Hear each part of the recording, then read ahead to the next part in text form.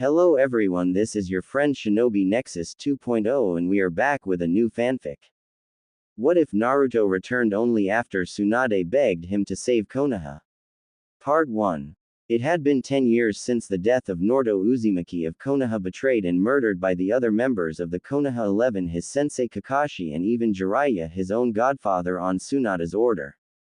Konoha lost a lot friends after that got out. It was reviled by Danzo of all people during his execution. 8 years ago, 2 months after Naruto's death, Jiraiya had found evidence of Danzo working with Orochimaru during the Oto Suna invasion. His execution was to be witnessed by Konoha and Suna alike. Danzo's wooden arm with the Sharingans, as well as his right Sharingan eye, after being discovered upon his standoff at the hands of the Uchiha and Sannin, did it really become apparent just how crazy Danzo's fanaticism had made him. The Uchiha and Senju wanted to lynch Danzo right then and there for his perversion of the family's bloodlines, but Shikamaru stopped them, saying the best way to get even was for Konohagakure as a whole to want him dead, and they still needed to know what else Danzo knows. Maybe Orochimaru would be next to be taken down. Tsunade begrudgingly agreed. The idea came after by the Konoha council, mainly the civilian side, to invite Suna. The idea was that witnessing Danzo's death might make their alliance even stronger, knowing Konohagakure does not suffer a traitors to their friends even in their own ranks. This would backfire in Tsunade and clan heads' opinion, but were outvoted. Konoha Council Chambers, day before execution. Tsunade was sitting in her chair in the center of the council. Gaara was to her right in equal sitting. Jiraiya was to her left, standing arm crossed, though hiding it quite well, the guilt of what he had done to Naruto. The depression still clear in his eyes, even if the glare he pointed at Danzo helped hide it. The advisors to the Hokage Homura and Kaharu were there as well, not looking too happy at seeing Danzo. When the evidence of Danzo's deeds were brought to light, the two quickly abandoned him out of such hatred and shame of him and for themselves that they gave Tsunade their retirement forms, saying that they couldn't believe they helped such a madman for such a long time, and recommended Shikaku Nara to be their replacement. Tsunade agreed this would be their last day as the Hokage's advisors, counselors of Konoha, and honored guests of Sunagakure. Today we see Danzo Shimura pay for his crimes against 2 of the 5 great shinobi villages. For Suna, Danzo's crimes are aiding and abetting with a known traitor in the murder of Rasa, the 4th Kazekage of Sunagakure and father to the 5th Kazekage. And for Konoha, adding known traitor Orochimaru in assassinating the 3 Ed Hokage Hiruzen Saratoti. Adding Oto in Oto Suna invasions of Konoha. Kidnapping bloodline users for Root. Not disbanding Root program even when ordered to by the 3rd Hokage. Danzo, how do you plead? Tsunade said. Danzo looked at Suan, then Jiraiya, and finally Gaara, and began to laugh. Danzo hadn't laughed since before the first Shinobi War almost 60 years ago, so it came out more like a raspy cackle. It scared many counselors in the room, but as quickly as it came it stopped. Hokage-sama, all I've ever done was look out for Konoha. I am the root that keeps the great tree standing at all cost. You, Jiraiya, Kakashi, and the Konoha 11 have done that as well the day you killed Naruto Uzumaki. Tsunade and Jiraiya's eyes widened. Danzo was supposed to have a seal on his tuft to keep him from spilling SS rank secrets. Jiraiya did this personally. The council and Suna officials shocked. The clan heads didn't even know about the assassination. It was an SS-racked mission from the Hokage herself and can't be divulged to any one family included. It made them realize their kids were a whole lot quieter. The official story was that Naruto was on a long-term mission. He was later found dead. They even had a core made to look like Naruto that Jiraiya had discovered later, but before that it was also going away to flush out the Akatsuki that were looking for the Kyuubi outside the village undefeated while they had the chance. Silence from the spectators, then a rush of cheers from the civilian council of Konohagakure and anger from the Sunagakure shinobi. Gaara was shocked, angry, sad at hearing not only Danzo's words, but the cheers of the council. That it make him unbelievably mad. Ki festered for him. If he wasn't the man, he was now a Kazekage with friends, family, comrades, with a village depending on him. Blood would have been spilled, but in loud of that. Gaara shouted. Hot. The ki flowed through the chamber, sand appeared everywhere, but as it was stated, Gaara is now of a higher standing and in control of his emotions. For the most part, the sand fell back to his gourd ki, if only barely vanished. Tsunade Senju after Danzo is sent to hell where he belongs. We will have a very long discussion about this outrage and why Suna and Konoha should still be allies. Tsunade would have spoken, but Danzo beat her to it. Are you really going to take that from a rival Kage Senju? Alliance or not, every village is still a potential enemy. Even every shinobi in this village, if not trained correctly, is a threat to its power. Silence, Danzo! Tsunade screamed. You don't get to make clams like that, not after everything you've done. You are nothing but a bitter, vindictive old man who will never be the Hokage of Konoha. Danzo narrowed his one good eye at Tsunade. Maybe Senju, but I've been running the village's protection as the Dark Hokage for years. Since the supposed god of shinobi became a glorified pencil pusher doing what must be done. Everything from military activity to assassination to unauthorized recon without Hiruzen looking over my shoulder. I am what the Hokage, what you should be, eliminating threats both foreign and domestic, serving the village by making it the most feared and powerful. If I was Hokage, Genin would be trained from day one. Doing at the very least C-ranked missions and do away with those stupid D-ranked ones that turn shinobi into more of a novelty than the warriors they should be, but instead they paint fences and chase cats around. Hardly what I call work for soldiers that were trained from their first day in the academy on the best ways to kill, learning about the art of the shinobi only to be caretakers and farm hands and animal control. It disgusted me to no end. Danzo said the last part through his teeth. Tsunade anger showed. What would you have done then besides start a war with the world to prove your strength? Danzo's face and voice lacked anything resembling emotion. I would have put an end to the farce of shinobi with humanity and used Tobirama sensei's teachings. He had better understanding than Hashirama-sama ever did that victory comes with a price, sacrifices must be made. I learned that lesson well in the first war. One lost a lot of friends and clansmen. He looked to his right side. I learned that day that as Hokage you must put aside all emotions, all attachments, to do what needs to be done and sacrifice what you need to sacrifice in order to active victory, even going so far as to let Orochimaru amputate my arm and remove my eye and replace it with what you called an abomination of science and God. I called it progress. I did it all for the sake of the village I love and would do anything to protect, even at the cost of my very body and soul. That is what all Konoha shinobi should be. Don't you dare use Konoha to justify your actions, Danzo. What you have done to yourself is of your own volition, including that monstrosity you let Orochimaru put on you. And as for the war, that was different. Lord Tsunade did what he did because we were in the middle of a war. You and Sarutobi Sensei were the only ninja on hand and he trusted your abilities more than anyone else's. Remember, Danzo, he sacrificed himself to save you, your team, and Sarutobi Sensei's team, said Jiraiya in anger.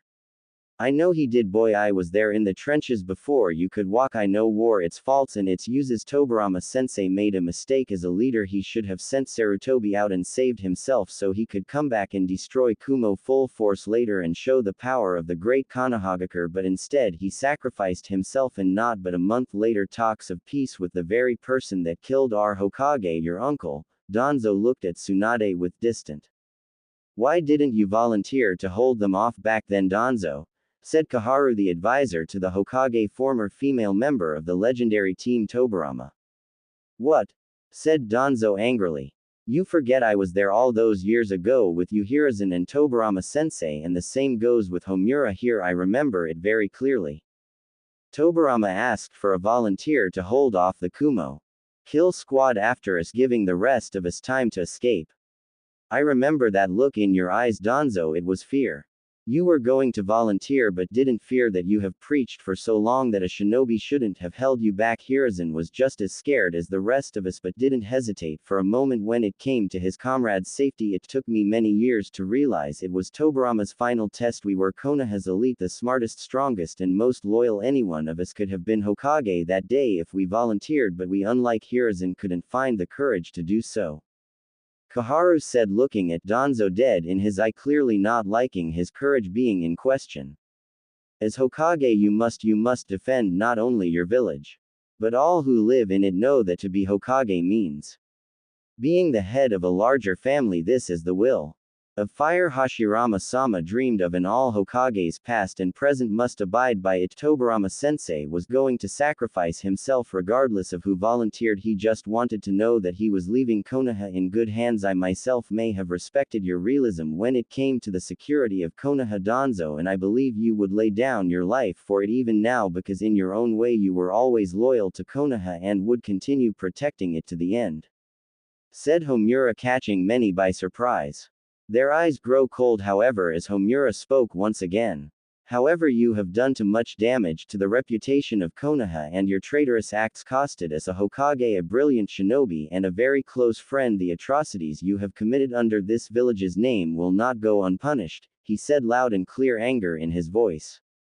Danzo was angry. He looked at the old advisors. "Don't forget Kaharu and you, Homura. You two have helped lay most of the groundwork for a good number of those so-called atrocities. You two backed me more than Hiruzen on a great many things. Root existed because of your backing me. You knew Hiruzen wouldn't do the things I would going unchecked was because of your backing.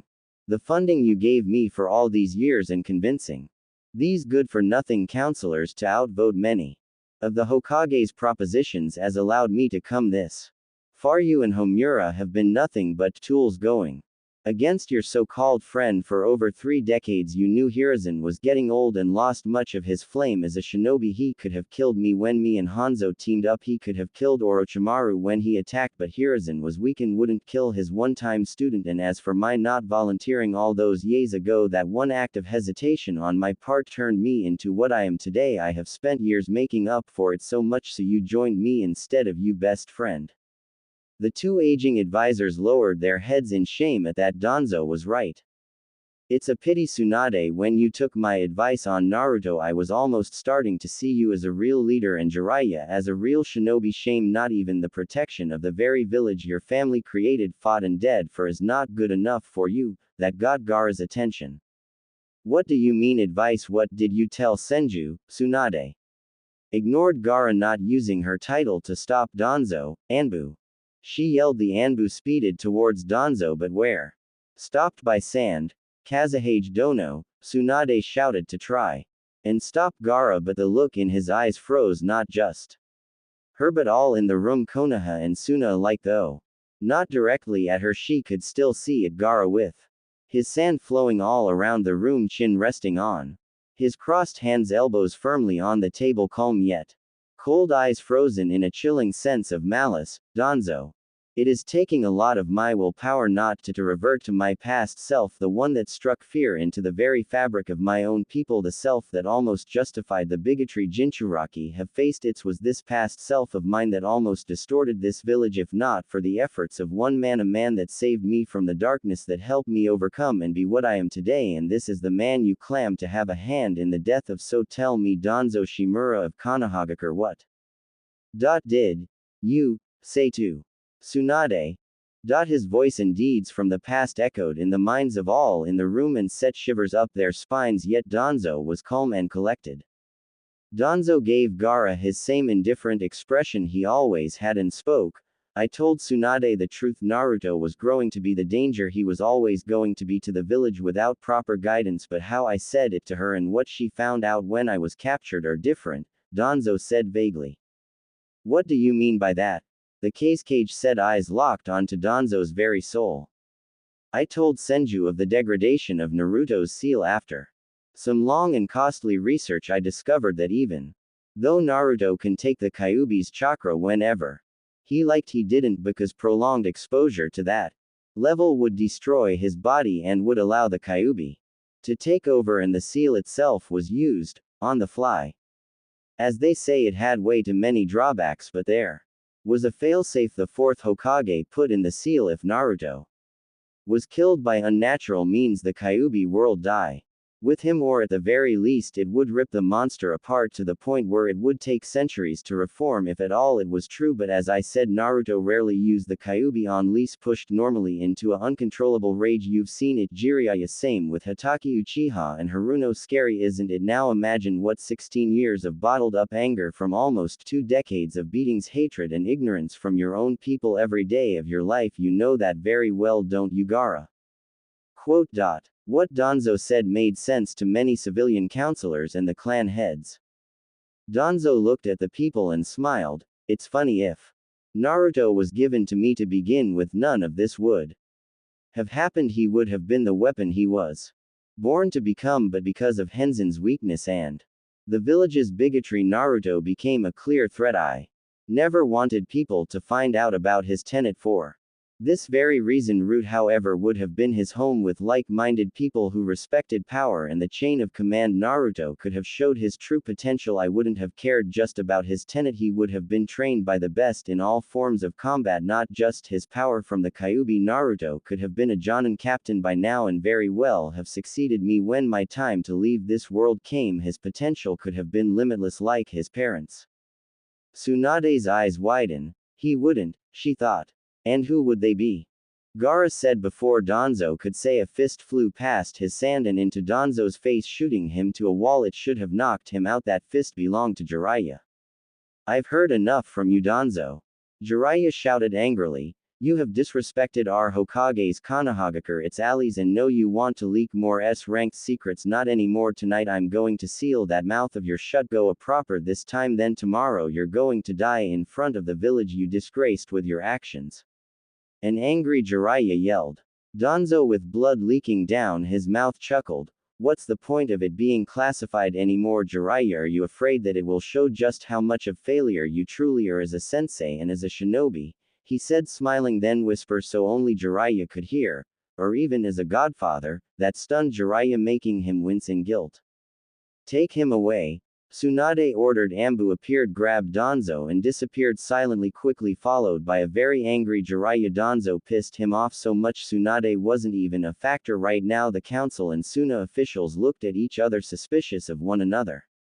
Gaara broke that silence by standing and saying, we're going back to the hotel. We will see Danzo's execution, then leave this accursed village. Hokage, I expect a meeting first thing after the execution. No excuses.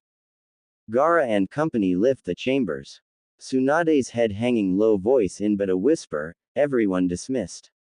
Everyone filed out of the room. Jiraiya, who was normally there for her but already left to deal with Danzo, leaving her alone. When the door closed behind them, she waited a minute then began to cry. Torture and interrogation HQ. 20 minutes later.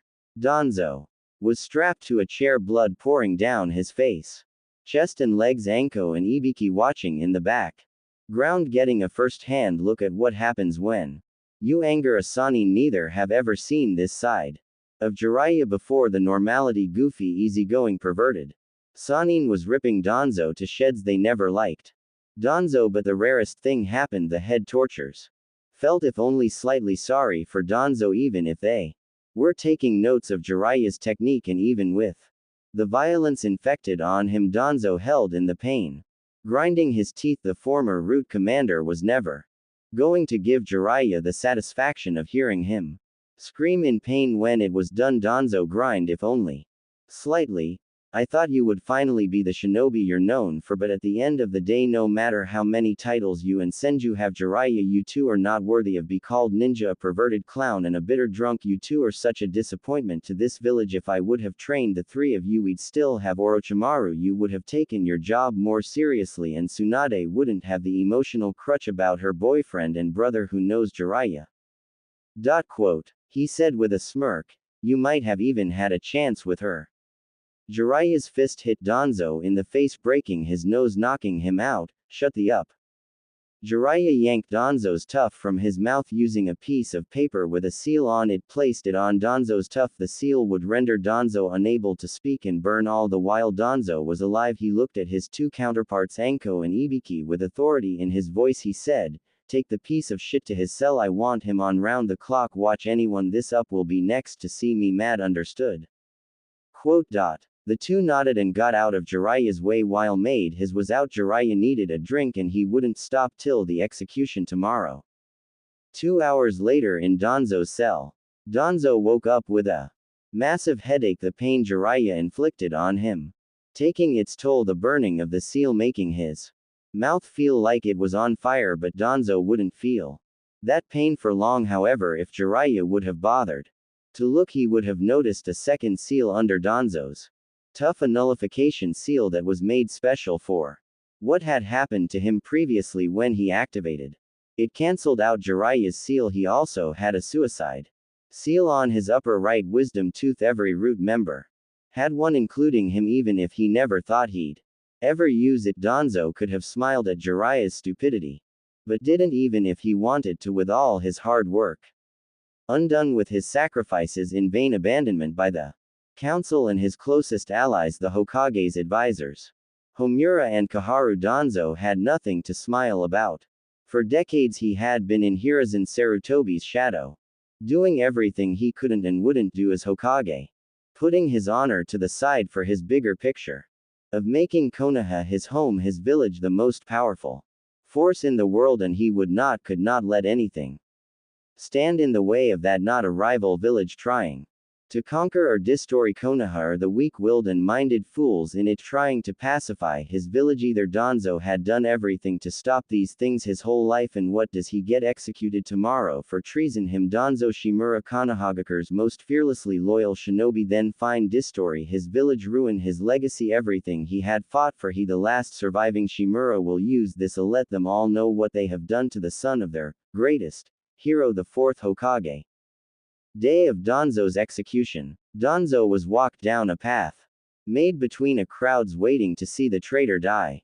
He long stopped his false limping and walked perfectly fine, his one good arm tied behind his back to a rope around his waist, his one eye looking forward to the pole he'd be tied to. Tsunade to the right of it, Jiraiya to its left. Danzo's trademark pure neutral look was on his face. A civilian and shinobi alike shouted, "Traitor!" and "Disease of Konoha!" at him. It didn't surprise him to see Homura and Koharu closely watching the two aging advisors and former teammates of Hiruzen. After hearing the Danzo once worked with Hanzo the Salamander in an assassination attempt against Hiruzen, the two wanted Danzo dead. They may not have always agreed with the Hokage, but that didn't mean they didn't respect, care, or wanted their oldest and dearest friend dead.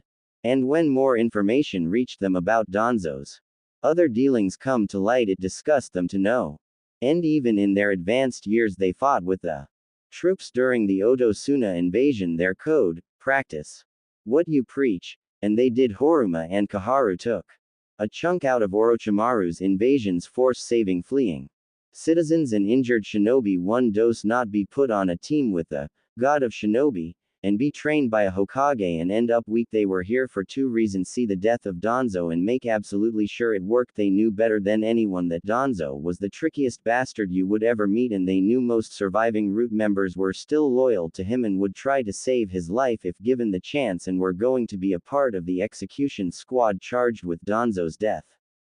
Danzo walked atop the platform with his guards and was tied to the pole. From there he could see the crowds and the Konoha 11 with access to the front row. Their hand in Naruto's death took its toll worst, so when Tsunade told them it was a mistake, a cloud of guilt washed over them. They avoided the Suna guests like the plague on Tsunade's orders, for fear Gaara will flip and kill them. Shikamaru looked a little more depressed. Apparently Gaara's sister Tamari didn't want to speak to him, and even then Gaara would forbid his sister from being with anyone of Konoha. Regardless, Danzo found them pathetic. This is what his village had protecting it. He didn't think it would last another year with these good-for-nothing children at the helm. Once you cut the root off the tree, it will fall. A pity, he thought to himself, a sadden for his beloved Konoha.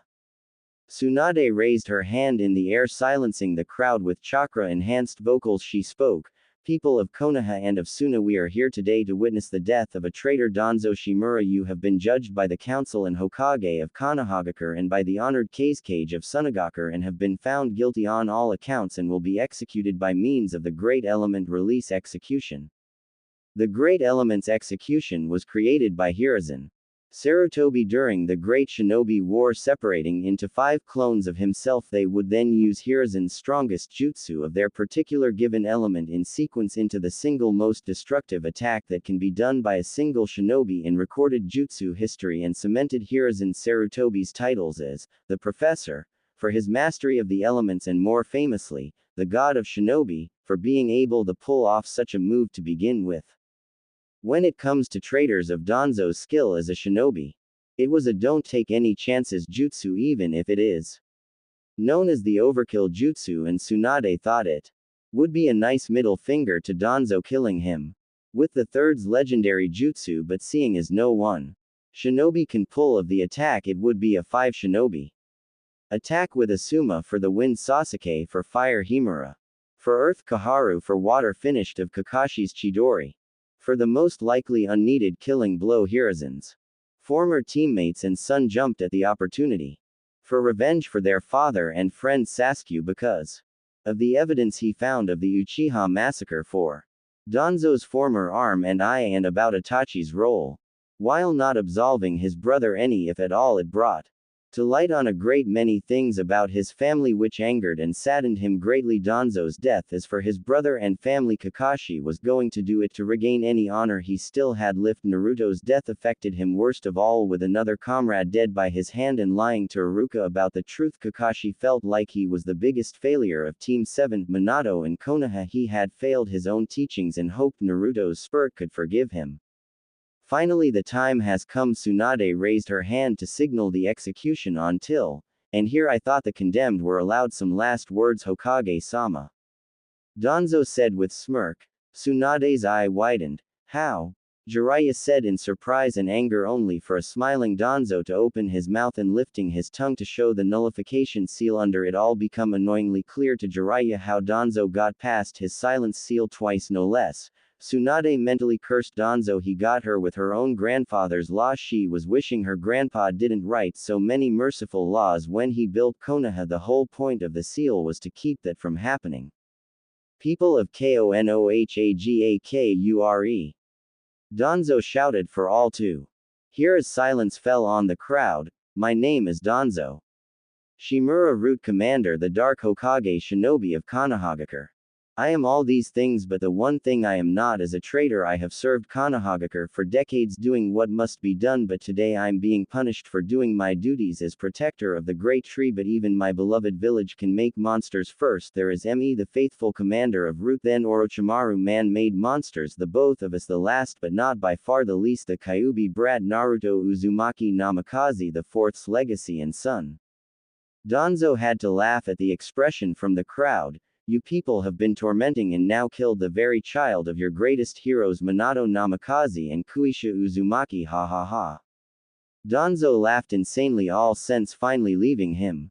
And the best part is, from stopping Gaara to making Tsunade Hokage to all the treaties and trading agreements he has gotten for us, he has done more for the village than any of you have or will ever do. And because of your bigotry, you never knew what was so obviously staring at you right in the face the whole time. This village has lost a fine shinobi and what could have been an even greater weapon. If you think about it, you're all just as guilty as me. Danzo, in a wide, still cackling smile, looked at them all. It was only a matter of time before your torture and tormenting would have taken its toll on him. He wasn't the Kyuubi, you morons. You have been taking your revenge on an innocent child this whole time. He saved this village when he was minutes old. I want you all to remember that for the rest of your miserable lives. Danzo's hideous cackle echoed through the crowd of guilty, sad and angry villagers and shinobi. Tsunade, with rage and sadness, yelled at the execution squad to fire. Their hesitation due to shock of this revolution was all Danzo needed. I may die here today, but not by your order, Senju. Danzo activated his suicide seal and started convalescing, a smile on his face, knowing that civilians and shinobi alike are going to look for something or someone to blame for the secret behind Naruto's life and now death. Tsunade won't be able to stop them. It was never his intention to die like this, but he'll savor the ever so small victory with his last breaths, or so he thought as he was dying. Sand covered his body, his dying eye widened when that last thing he heard was sand coffin. A dying but shocked Danzo exploded into bloody chunks that spilled on the horrified crowd. Many turned to see Gaara in his usual crossed-armed stance, same usual look on his face. He didn't know if Danzo died before being crushed, but he hoped Danzo didn't. Without a single word spoken, Gaara made his way to the gates. Tsunade quickly made her way to the cage but was stopped by his bodyguards and siblings, weapons drawn. "Lord Cage," she yelled. Gaara continued walking but said, "Forget the meeting, Senju. I've had enough of Konoha to last me a lifetime. Please, Lord Cage," Tsunade said, begging in her voice. "We were tricked by Danzo. I never wanted any of this to happen, not to anyone and not to Naruto." The name itself out loud broke her heart. He was like a son to me, tears running down her cheeks. Temari couldn't help but scoff. "Some mother you are then. Naruto saved my brother's life and saved your village more time than I doubt any of you could count, and this is how you repay him." The words that came from Temari cut like a knife on her soul. Temari then turned to the Konoha 11, especially Shikamaru. "I cannot believe you all. Naruto, your friend, your comrade, someone who almost died for you more than once, who would have done it gladly to know you were safe. How? Could you do it? Did any of you even protest?" Neji spoke up on behalf of his friends in Cage. "We were following orders given to us by Hokage-sama. We didn't want to do any more than she liked ordering, but at the time he was a major danger, being controlled by the Kyuubi.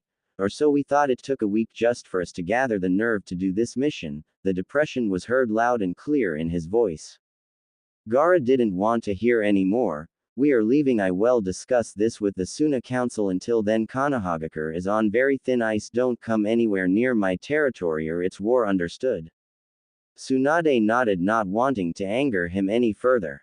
And another reason to thank Naruto. From what she heard, the old Gaara would have murdered everyone right then and there. It would be violent, bloody retribution for their willful murder of his most treasured friend and most likely second brother. She told her men that rushed to her aid to stand down and allowed Gaara to leave. With Danzo's death and the truth about Naruto's heritage deeds and death, Konoha had a lot to think about. All Tsunade could do is prepare for the worst that is yet to come.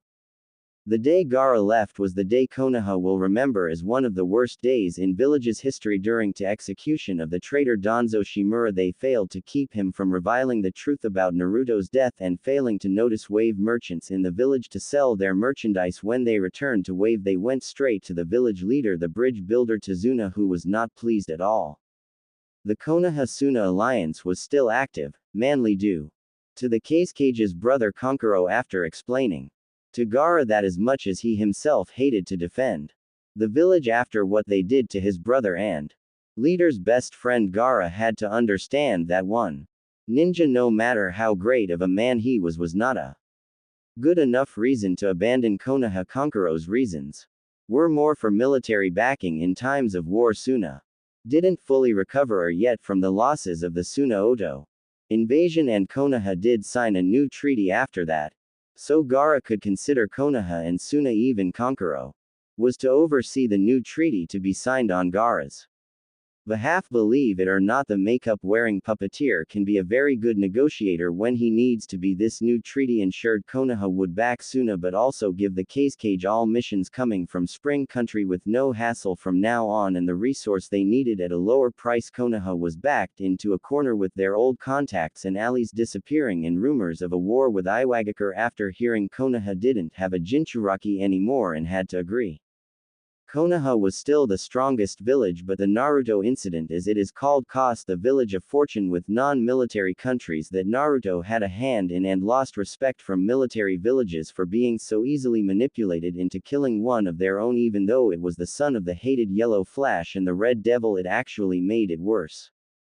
Iwagakure would have tried to kill Naruto if they knew who he was. That much is true, but figured the son of the Yellow Flash would most likely be Konohagakure's version of royalty, so they were shocked to say the least, but saw an opportunity for a takeover of their most hated enemy now that they were short in legacy and, more importantly, a Jinchuriki. Kumogakure the Rikage did respect the fourth Hokage, even though he wouldn't admit it, and his blood brothers with a Jinchuriki like the Rikages before him as well. So hearing such treatment of the fourth son disappointed him greatly. This realization just how far Konoha has fallen. Kurigakure was too busy fighting a civil war to care much about it, but still news travels fast. The Land of Waves cut the trade agreement in half, only really hiring Konoha to do guard duty on their caravans when they were passing through Fire Country on the way to other nations. They were barely C-ranked missions when Wave used to pay for A-ranked. It was that or loss it altogether. A statue was built over the Great Naruto Bridge in memory of their fallen hero. Cell 7 was banished from stepping foot in Wave territory under threat of total contact termination.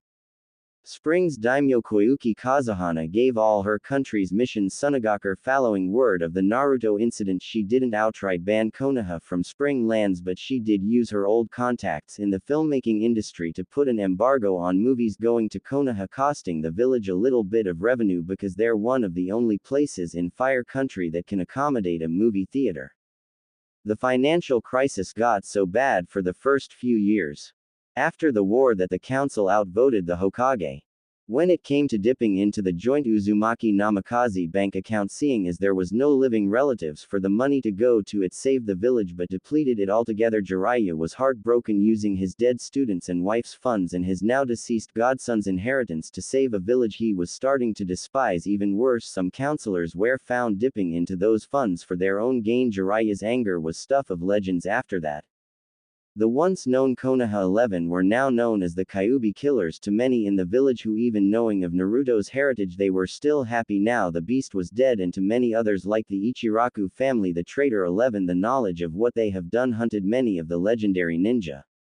Team Guy split up. Rock Lee, realizing his actions cost him a rival and more importantly a friend, thought his flames of youth had now been taken, and as punishment for himself left the team in the tutelage of his longtime sensei friend and father figure Might Guy, stating, "I will not have your flames of youth end with mine." Rock Lee still trains non-stop but does not have the same vigor as he did after his self-exile from his sensei and friends. Neji, as while left gaining back his faith in fate, he now spends most of his time at the side of his cousin Hinata, keeping her safe from the world that would harm her when he wasn't on an Ambu mission or spending time with Tenten. Tenten spends most of her time as a blacksmith. She still takes missions and has joined Anbu. She didn't really know Naruto personally outside the occasional mission, but to see what he did for Neji and Lee made her sad. Depriving the world of such a positive presence to those around him hurt her. She still trained with Guy but noticed the loss of his students hurt her. Normally over the top teacher to no end. Team 8 depression and new goals. Hinata couldn't believe the news following Danzo's execution about Naruto. She loved him like no other and always saw a hero in the making and a future Hokage she would follow no matter what, but when informed by Tsunade about Naruto being the Kyuubi Jinchuriki and ordered for the mission to assassinate him to prove her loyalty to clan and country, Hinata couldn't believe it was she being manipulated by the Kyuubi the whole time. Was Naruto being controlled by it? If so, when? She couldn't believe it, but she trusted the Hokage. It hurt her more than anything to help in his murder, even more to find out it was for no reason, just a paranoid delusion of Danzo. She cried in her room for weeks on end. Even her father left her alone but came out with a sense of purpose. She vowed to change her ways in Naruto's memory by any means necessary. Eventually she beat her father in combat and became the new Hyuga clan head. Kiba may not admit it easily, but he saw Naruto as many thing a friend, a rival for Hinata's affection, and most importantly a member of his pack. It's the Inuzuka clan's way of making an outsider feel like family. He may have picked on Naruto from time to time, but that was Kita's way of showing brotherly affection for the blonde. After word got out, Kiba fell into a depression, only really holding it in until he and Hinata would meet privately. He wasn't trying anything, he just wanted to comfort his longtime teammate and friend. He vowed to ensure the safety of the pack by any means, going so far to make it a witnessed blood oath. Shino, much like Kiba, saw Naruto as a hive member. The Abarames, much like the insects they carry, believe that one must never betray the hive. To do so betrays one's very being. Shino's only comfort was that the Hokage, the queen, ordered his death, and like the good soldier he was, he followed those orders. Shino still had his emotions hidden like always, but to an Abarame he might as well be screaming his pain to the world. He also joined Ambu as a means of escape from his day-to-day. Team 10 overworking. Shikamaru did everything in his being to forget about the tragedy he took part in. The formerly lazy Nara has been putting all hands on deck. He has put everything he has into his training, his skills in strategy, and helping his father in being the new Hokage advisor. Shikamaru hasn't stopped for the last couple of years. People assumed it was so Shikamaru can be Konoha's ambassador to Tsunade, but he and Temari haven't talked since she left. Ino become a full member of T&I in good standing since the Naruto incident, taking her job very seriously. She ditched her ditzy persona and has spent her time working. Choji wanted to quit being a shinobi altogether and only really stays because of his clan name and for his best friend Shikamaru's sake. He has since been working as a cook at his family restaurant. When not on missions, he dropped 50 pounds due to his lack of eating since the incident. Despite the Akamichi's will and works more on his political education. Team 7 undermanned, overcompensating. Sakura spent her days crying privately in her home by night and giving a warm smile to patients by day. She continued to work in Konohagakure Hospital, focused on only her work. She took Naruto's death very hard. She reflected on her treatment of her teammate as kids, then comrades, then murderer and victim. She couldn't help but realize she was nicest to him the days before his assassination at her hands. She hasn't spoken to anyone in quite some time, expirations being her parents, her mother, for her kind words, and her father doing everything in his power to see his little girl smile again. Sakura as continues to train with Tsunade, but now just for medical reasons. The Konohagakure suicide rate went up from shinobi that mistreated Naruto, who severed with the late Uzumaki and Namikaze. Sasuke only really showed by chance while on a mission from Otogakure when he bumped to the Konoha team when they were about to kill Naruto. Regardless of his shock at the situation, he saw a chance to strike. He wanted Naruto dead for the power it would bring him, but Naruto, in a way, had got the last laugh. Naruto had a knife strapped behind his waist when Sasuke unexpectedly showed and stabbed Naruto with his sword. The blade Naruto had slashed upward, taking one of the Uchiha's legendary eyes before falling to his death off a cliff into the river below. The pain Sasuke felt was enough of a distraction for Jiraiya to knock him out. He was brought back to Konoha and placed in a cell for his crimes. He was there for 3 months. When he was brought before the council, Sasuke had to choose between swearing full allegiance to Konohagakure, have a seal placed on him preventing him from ever trying to escape the village again, and help take down Orochimaru, or be executed for his crimes right then and there. He chose life. Since then he has done everything and anything to prove his loyalty and has started to feel guilty over the death of his one-time best friend. Sasuke has been a recluse when not on missions. He proved his loyalty after his fight with Danzo when he saved the Hokage's life. He is now an Ambu captain. Kakashi rejoined Ambu for a time but quit following a dispute with fellow agents. He was placed on leave from duty and has been seen wandering around the village looking lost and depressed, finding out he killed his sensei's son. He has been forced into therapy. Tsunade did not want another Jiraiya Sanin trail of self-destruction. Tsunade's order to send the Kyuubi killers on the loyalty test in the way of the assassination of Naruto Uzumaki damaged her job and life. Trying to do right by Naruto's name, she had a tombstone made in his honor and a funeral. Even though Naruto's body was never found, she would send Konohagakure's best trackers, but no successful finds. She wanted to quit being Hokage, but in Naruto's memory she stayed. She has since quit drinking on the job, even though she lives with the hell of a clear mind when doing it. Jiraiya has taken to the drink like an old lover, is almost never in his right mind, and has been having recurring dreams of his student Minato and Kushina attempting to kill him. Has had multiple suicide attempts after the kicking from Tenchi Ichiraku. Of all people, he has since been forced to move into Tsunade's houses so his teammate and help him battle his depression. He has also destroyed the blueprints for the seal he used on Naruto to stop the Kyuubi. The Init Jinchuriki seal has been sought after since, to his great shame and displeasure. Orochimaru would have most likely laughed for days about what happened to Naruto if it wasn't for losing Sasuke in the process, and hearing his former apprentice and future host now only had one eye and teamed back up with Konohagakure to kill him. He has since gone totally off the map but suspected to reappear when he can take his revenge. The Konohamaru Corp knew hated and goals. Konohamaru was sad, angry, and depressed. Naruto was his friend, his boss, his rival, and brother all round into one. Naruto was the first to see him for more than Hiruzen Sarutobi's grandson and treated him like any other comrade. Konohamaru has on more than one occasion tried to kill Sasuke but continues to lose.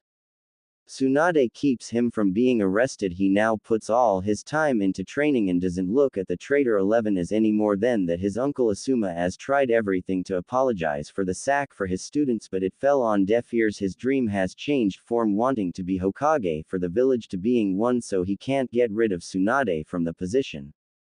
Moagi follows Konohamaru's lead and feels just as bad about Naruto but has tried to get him off his fixation on revenge. Udon backs his friends but harbors little faith in their future accomplishments. The Ichiraku's out the door. Tenchi Ichiraku was many things in his life: a loving father and ramen chefs. A generally happy and proud man, but before that an lesser known fact was he served Konohagakure, a shinobi. Before a knee injury forced him to retirement. Even lesser known information was he was on the same team as Minato Namikaze, which was how he liked it. He didn't fight anymore and was more than proud to work with his daughter every day for the rest of his life. He knew both of Naruto's parents but only realized it after seeing the boy eat ramen like his dad. He even secretly tried adopting him but was unable to. By the third, it broke the old man's heart to deny Tenchi, but he didn't say why. When Jiraiya entered his stand, his combat experience kick in and in a blind rage beat his former sensei almost to death and verbally did the same. The last thing he did was throw a knife in front of Jiraiya and walked away. Ayame was distorted at the loss of her little brother. She banned half the village from their stand, and her father spent some of the savings to leave the village. She managed to start a new ramen stand in Wave where they have reserved praise all around the other nations. Shizune loyal but bitter. Shizune continues to remain by her cage aunt and mother figure's side, but Naruto's death made her feel a little worse for the wear. She was there when Tsunade issued the assassination of Naruto. It hurt her dearly to think the very person who saved Tsunade's and hers life once was going to die on Tsunade's order. When the truth came out, Tsunade and hers relationship took a nosedive. She is still working for her mentor but is still cold, a distant when to mood sets in. Iruka, the father that lost his son. When Iruka heard the news, he had the worst time hearing it. He was so angry, so sad at the loss of he boy he thought of as a little brother, then later a son. He stormed through the village like a madman. The humble school teacher destroyed several Ambu bodyguards to get to the Hokage's office. He then kicked down Tsunade's door and threw his headband at her and quit in spectacular fashion. The same day he was spotted leaving the village before an explosion was heard at the Uchiha compound. Konoha hasn't heard from him since, but that day would always be known as Iruka's rage. The end of Akatsuki. The only good news that came out of the Naruto incident, if you're not one of the villages that celebrated the real end of the Yellow Flash and Red-Haired Demon's bloodline, was after a year the Akatsuki organization fell apart due to being unable to get the Kyuubi. Many members of the organization didn't see a point in catching the remaining Jinchuriki and left the organization. Pain, Nagato, and Konan only joined Tobi, Obito, as a means to bring peace to the world, but with Naruto's death and word getting out of a seal preventing the Kyuubi from reforming later, they saw no reason to deal with the arrogance of the Uchiha. They teamed up on Tobi, who escaped in a time warp. Both continue serving as a Mekage and Chief Second in a Megakure. Itachi left following the news and went off the radar. He occasionally appeared in Konoha to see his brother's progress but finds himself saddened each time at the sight of his one-eyed little brother. Itachi cursed Danzo. Itachi was dying, he was going blind, and his brother lacked the ambition to kill him right now. It made matters worse that Itachi himself was called the last loyal Uchiha when the truth came out about the massacre in a revenge ploy by Orochimaru's agents. Deidara quit following Itachi. The Mad Bomber tried to blow up the Uchiha but was killed following the attack by self-destruction. Iwagakure paid a heavy sum to the bounty hunter Kakuzu, who after witnessing the death made a deal. He will take the money for Deidara but in return provide Itachi with his underworld contacts. Both parties agreed.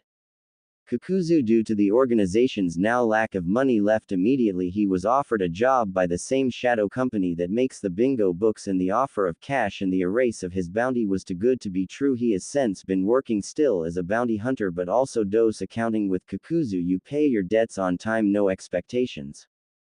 Hidan disappeared from the organization but was later found in the ruins of his former home Yugakure that he destroyed and rebuilt as temple in Jushin's glory. Somehow he has gotten enough followers and financial backing to be a legitimate threat. The madman of Jushin is now the high priest of distraction. Kisame rejoined Kirihekure with the rebellion. He saved the new Mizukage Mai and revived amnesty for his crimes against the former Mizukage. Zetsu has yet to be found. Konoha a root regrowing. Tsunade was busy in her office when she got an unexpected visit. It was Sai of all people. After Danzo's death, many root agents were captured with the help of Sai. Some were even welcomed into Anbu. Tsunade spoke. Sai, how can I help you? Sai, still not really able to talk with emotion, just said, Hokage-sama, I'm here to ask you to bring back the root Anbu with only the remaining former members. Tsunade was surprised. What? Why on earth would I do that? Hokage-sama, many of the root members have served the division since before Third Sama's decree to disband it. Others like myself were born in root. This is all we know. Anbu does not work the way we are accustomed to, and we still have Danzo's words echoing in the back of our minds to defend the great tree or die trying. That is root all. It's all we have ever were and will be. Tsunade spoke. Sai, if Danzo still has control over many of you, how can I trust you to be any different than him? Sai gave her a serious look. Danzo was mad with power, Hokage-sama, but his message was true: defeat the enemies and defend the great tree, and because we would report to you and you alone till the last of us is gone. No new members, just the remaining root shinobi. Anbu already does that. Why does root not like it? Anbu will never trust root. In their eyes we are but lucky traitors. His head lowered at that, but he continued. And in root's eyes Anbu is too soft and slow to act. At least in root we know where we stand with one another. Tsunade huffed. I'll give the matter some thought and give you my sincere answer by the end of the week. Sai bowed. That's all we ask, Hokage-sama. Tsunagakure unfortunately has to forgive. When Gaara returned to his village, he remained calm and cool as his people cheered their cage's safe return. When he got to his office, however, Gaara went to a liquor cabinet that was behind a secret door in a bookshelf. The first cage had installed Gaara's predecessor was a smart man, a businessman, and unwavering when it came his people, but even he liked the occasional drink. Gaara wasn't much for the stuff, but he had another reasons for the cabinet. There was a specific bottle he was looking for. When he found it, he took it out and brought it to his desk. He sat there looking at it for a few minutes until his door opened and his brother Kankuro walked in and with a serious tone said, Cage-sama, we need to talk.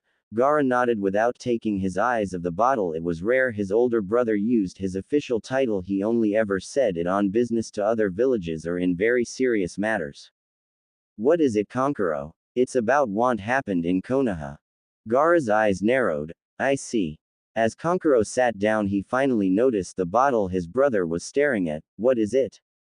It is Wind County spiced wine. It's made with the scorched grapes by Wind Temple monks. It's worth a small fortune. Are you going to drink it? No. Then why is it out? This bottle was supposed to be a gift for Naruto. Naruto. For when he became Hokage, I was going to bring it to him and have a celebrity drink. As you know, I very rarely drink, so this bottle was for that very special occasion. Now it will just be a reminder of a dream that will never become reality. Kankuro looked down sadly. His brother's voice remained the same, but he knew the underlying message. Gaara, I'm sorry. Naruto was a good man and friend, and I wish I wasn't the one to say this, but we have to remain allies with Konoha. Gaara shot up from his chair and yelled, those bastards betrayed and murdered Naruto. Why must I let that go unpunished? Gaara screamed at Kankuro, who remained calm. Because you're the cage of Tsunagakure now, Gaara. This is a political job as much as it is a military one. When we attacked Konoha 3 years ago, we lost far too many ninja. Konoha was willing to sign another alliance with us, and we need their military backing as well as their resources to survive, and we can't let a personal vendetta get in the way of that. You know this. Gaara, Naruto is gone, but in the end he was one ninja. In the grand scheme of things, he's not worth losing our village over. It was a mistake, yes, but they were manipulated by Danzo, who's dead now, just as we were once manipulated by Orochimaru. You have to understand that. Gaara was still angry. Don't think for a moment that I don't realize this, brother. I've gone over the numbers. If we don't remain allies, it could escalate it to a War, they're afraid of more enemies, but what can I do?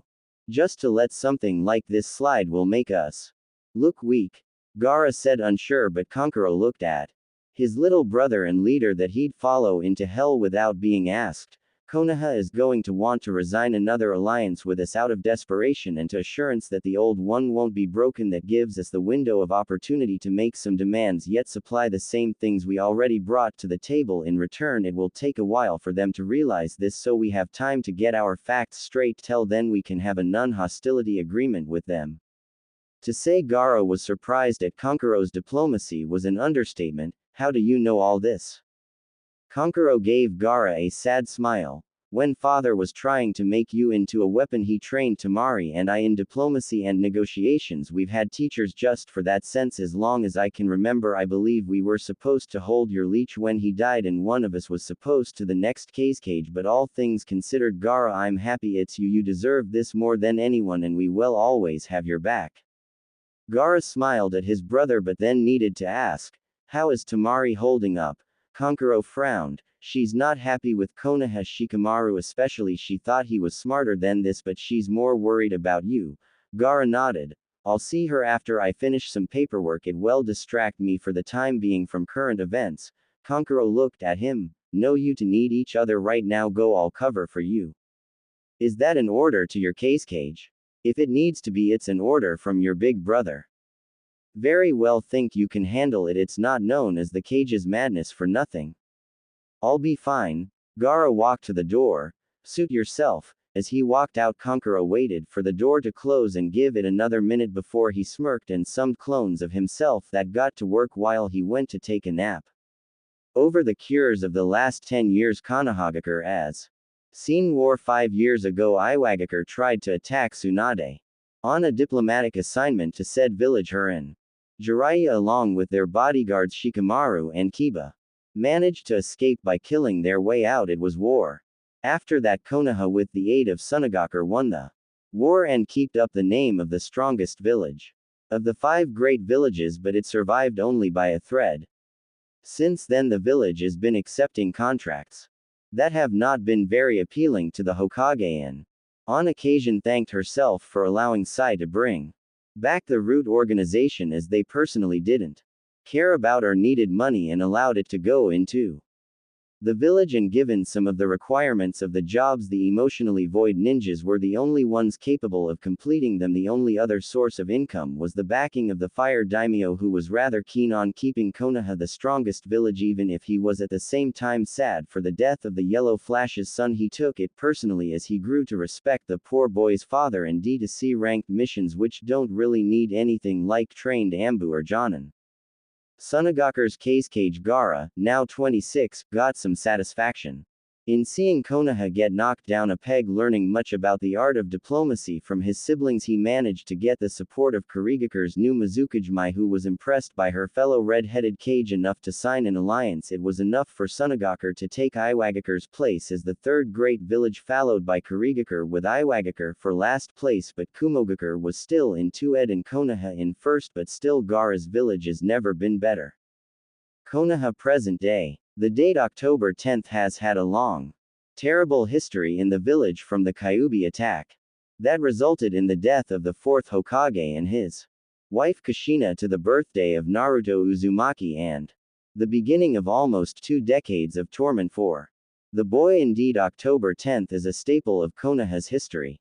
As a cursed day, the annual festival and memorial was on its way. The festival was for the Kyuubi attack and the memorial was for Naruto Uzumaki. After his heritage was revealed to the world, there were many who wanted to make peace with what they have done to the child that saved the village, only to be mistreated by the very people he saved. Others unbelievably still didn't believe it, that said it was Danzo's way of getting back at the villager, that maybe he himself was being manipulated by the Kyuubi into doing the things he did. Naruto's grave was routinely desecrated by these people and mended by others. It caused quite a bit of infighting between the village. On this day of October 10th, the Hokage would get a protection contract for the devil himself. The Hokage's office. Tsunade just ordered some ambu to arrest some anti-Naruto and pro-Naruto protesters. When Shizune came in, she looked at the Hokage with a little shock and confusion in her eyes but talked to her as calmly as she could. Hokage-sama, there is someone here to see you. Tsunade looked up from her work and noticed the look in Shizune's eyes. What's wrong? Who is it? I don't know, but a daimyo apparently sent him. He's looking to hire Konoha for protection. Tsunade looked at her longtime assistant and said, send him in. Shizune nodded and waved the person and his guards in and bowed to him and closed the door. At first glance, the Hokage took an instant dislike of him. The person in question was a rather young-looking man. In his mid-20s, he had short jet black hair and same colored goatee and mustache, giving him an older look. He had green eyes that seemed to have a lot malicious about them and a grin on his face that told Tsunade he thought he was better than everyone and wasn't afraid. To back it up, he wore a green and black Victorian-styled trench coat over a black dress shirt and green vest, and tie-black pants and boots that reached tightly up to his shins. On his head was a green stove-top hat with a black loop around it, and around his waist was a green sash with black outlines. The symbols on it, the first she didn't recognize. It was a clawed right hand, but the second symbol was for the land of steel trees. It was tied neatly on his right hand side, hanging freely down to his knee, and in his right hand he was holding a black cane with a silver skulled pummel she suspected had a hidden blade. He walked around to the Hokage's office and stopped at the pictures of the past Hokage and was staring intently at the fourth's photo. His bodyguards accompanying him wore regular black suits with matching dress shirts and boots, but with green ties and belts, black top hats with green loops, and on their belts were daggers, and in their jackets Tsunade spotted kunai holsters. She had very serious doubts that any of the four bodyguards knew ninjutsu or jijutsu, but they were most likely taijutsu experts, and the guy they were protecting was definitely a master of the trade. Tsunade wanted to be careful. She didn't like him, but Konoha needed funds. Tsunade looked at the man and said, welcome to Konohagakure, mister. He didn't bother to look at the Hokage and instead continued to look at the Hokage pictures on the wall. You can call me Green, he said. It's an obvious fake name, but I'll humor you. What's the job? An SS rank protection mission for myself. Here's the list of the shinobi I require and the price I'm willing to pay per head. One of his men gave Tsunade the paper. She looked at the list and her eyes widened. Green wanted the now Konoha 10 with Kakashi and Jiraiya and Sasuke, and the money for each of them. He couldn't be serious in a SS rank protection mission is reserved for royalty during times of war, not for regular people unless they're extremely rich and given ease, offering 10,000 feet 000 ryo per shinobi on the list. Tsunade couldn't back down. Although your offer for Konoha's protection is a great and generous one, but I have a couple of things you and I need to talk about first. Green looked at the Hokage. I get it, you need to see the money in advance. He snapped his fingers and another four men with matching clothes as his bodyguards came through the door with briefcases and opened them. Inside was 280 million ryo in cash. With that money, Konoha would be debt-free for a good long time. Tsunade looked at him calmly, even though inside she was amazed. Seeing the money is one thing, yes, but it's about some of the people on this list. Why them? Green smiled. I have an after me and I'd feel a whole lot safer with one of the legendary Sannin, a student of Orochimaru, the only living student of your fourth Hokage, and the Kyuubi killers. Tsunade didn't like that last part. The name Kyuubi killers should never be used in my presence. The smile didn't leave Green's face. Would you have preferred the traitor 11? Green said with a larger smile at the Hokage's irritation. Nether. Look, it doesn't matter to me what you call them, doesn't change the fact I want them. Can you supply the people I want or not? That is one of the things I would like to talk to you about. I'm all ears. Well, in regards to, she retired from her shinobi duties 4 years ago and is now head doctor at Konoha General Hospital. Jiraiya is needed on a regular basis as the Hokage advisor and Hinata Hyuga as a clan head. None of them can be sent out, but I can get you some of our top Anbu too. No, Green said, cutting her off. I know what I want. Tsunade Senju, if money is the issue I can double it for these three, but I want the people on that list, no more no less, or none at all, he ended with a serious tone. Tsunade knows the village needs funds, but she really wanted to beat this man to death. You're not used to not getting what you want, are you? I was used to it for a long time, Hokage, right up until I started taking what I wanted. Tsunade sighed. If you would be so kind, I'll see what I can do to get them to join. 3 days is all I ask. Green walked to the door and smiled at Tsunade. Then that's all the time you have, Hokage, just give me results and the end of it. One of Green's men opened the door for him when he stopped. By the way, where can I find the Uzumaki's grave? Tsunade openly glared at him. Why do you want to know that?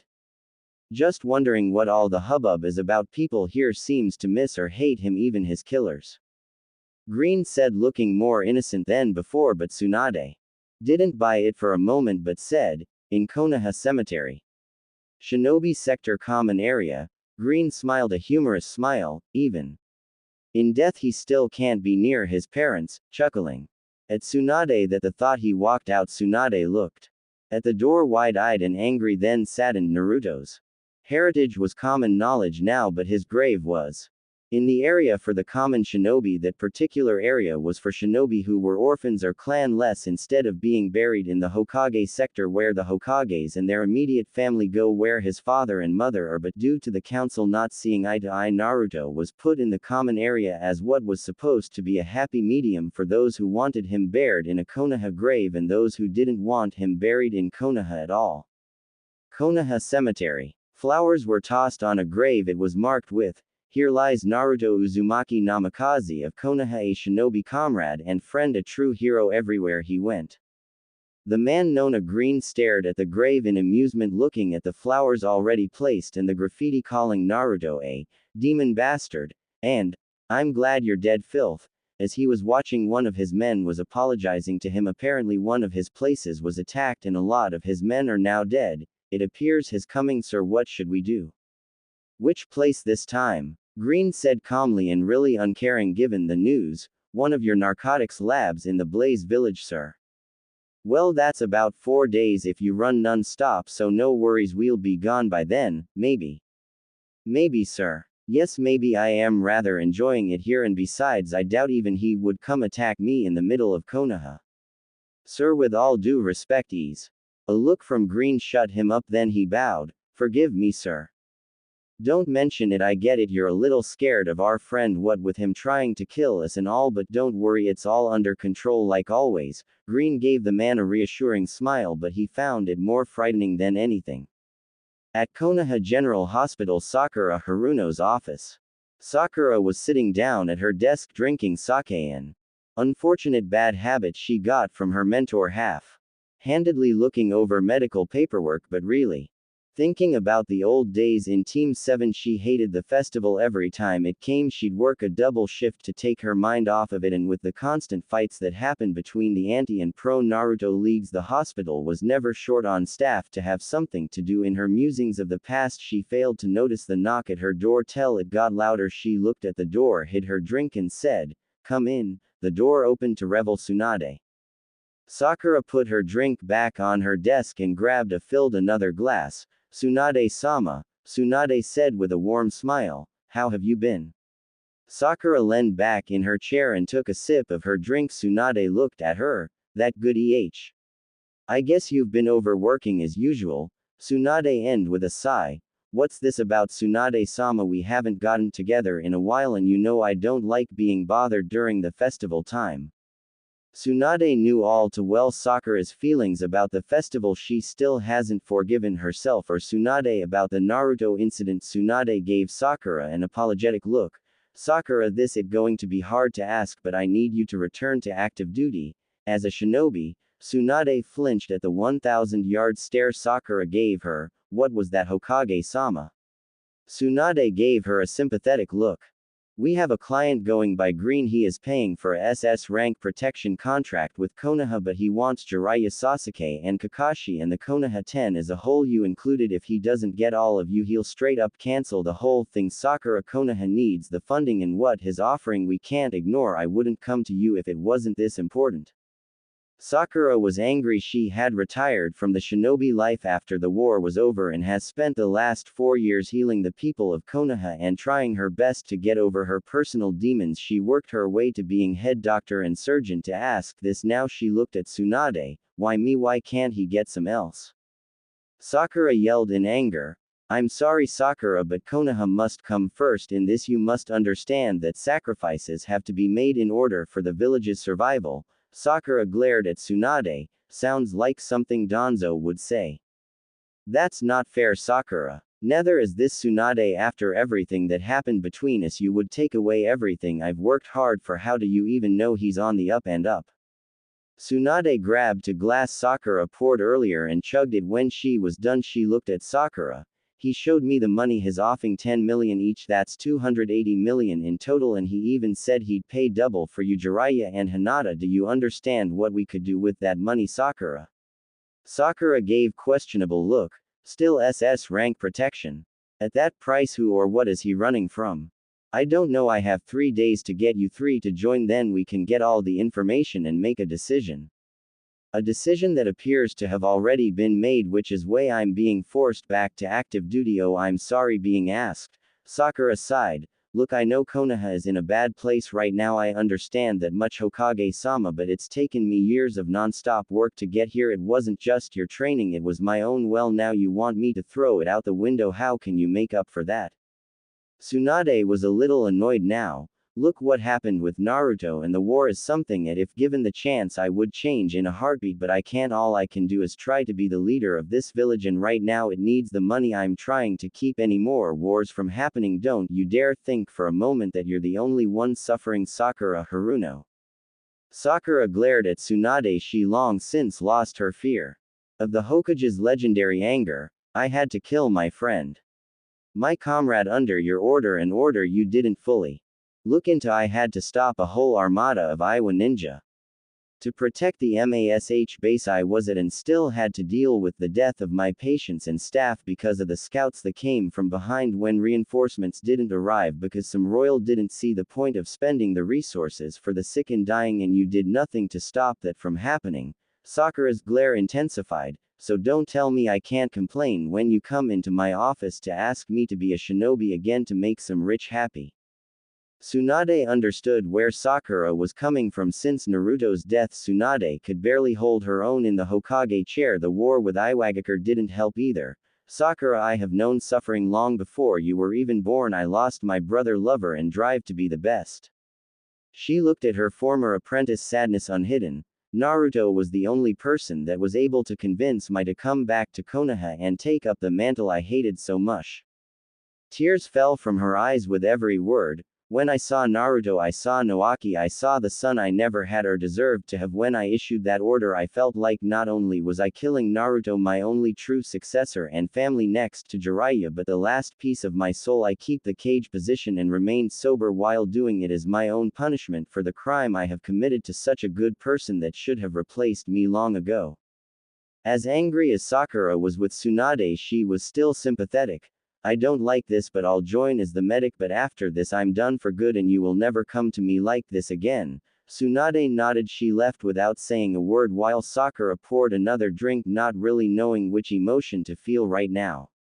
Jiraiya, Tsunade's comrade and former teammate of Team Hiruzen. The official story is that he's the Hokage's advisor and spymaster of Konohagakure. In a way it's true. Jiraiya is still the spymaster, but times have been tough on him since Naruto's death. He drinks more than Tsunade ever did. He's quicker to anger and he doesn't even do his research anymore, to which Tsunade actually missed. She didn't like it, but at least it still showed that some small part of him was still alive.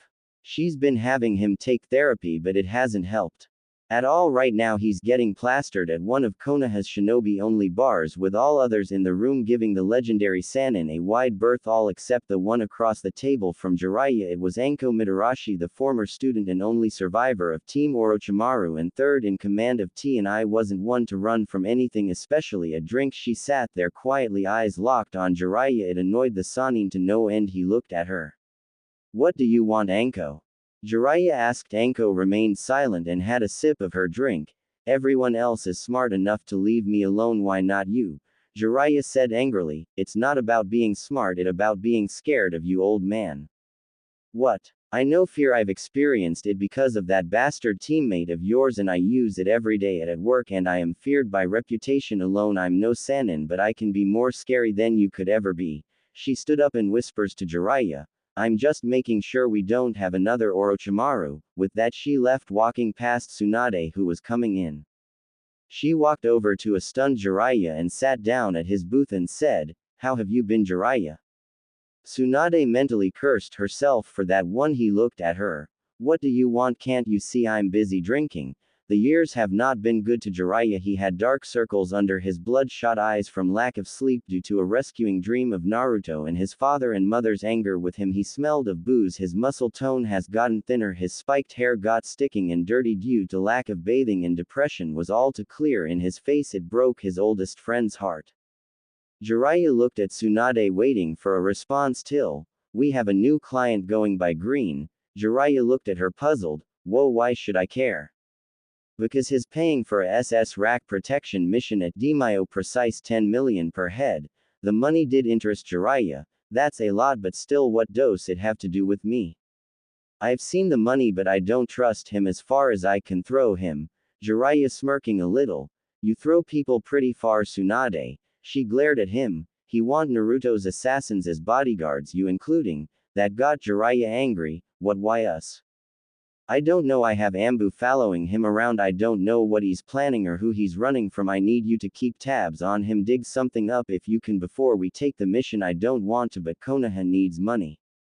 Jiraiya lowered his head. I've done so much for Konoha.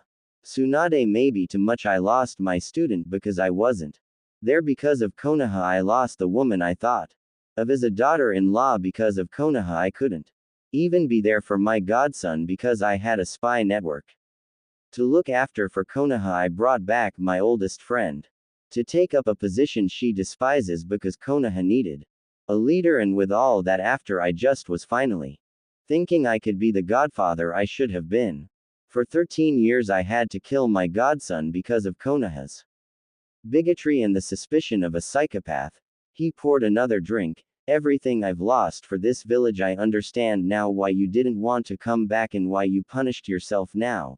A tear ran down his eye. I'm sorry, Tsunade, I'm so sorry. With a look from their Hokage, all shinobi left the bar and the bartender walked over to the booth, dropped off a bottle and 2 glasses and locked the door of the bar and left to give them some privacy. In the Konoha Memorial Festival, Asuma and Kurenai were walking around checking out the sights. As they were, Asuma noticed something. It was the young man known as Green with his guards. Both he and Kurenai saw the Ambu on the roofs watching. As he walked nonchalantly with his cane, he passed Asuma. They both turned and looked at each other. They looked down and took note of the sashes around the others' waists. Green looked at Asuma's, who did the same. He smiled and winked before leaving. Kurenai looked at Asuma. What was that all about? She said, a little worried. He turned to her. That man, he's a guardian, Asuma said with no room for doubt to a surprised Kurenai. What, how do you know? His sachet labels him as a guardian of the land of steel trees, means he's like me and the 12 shinobi guardians of the Fire Lord. But what's he doing here? Asuma said, lighting a smoke.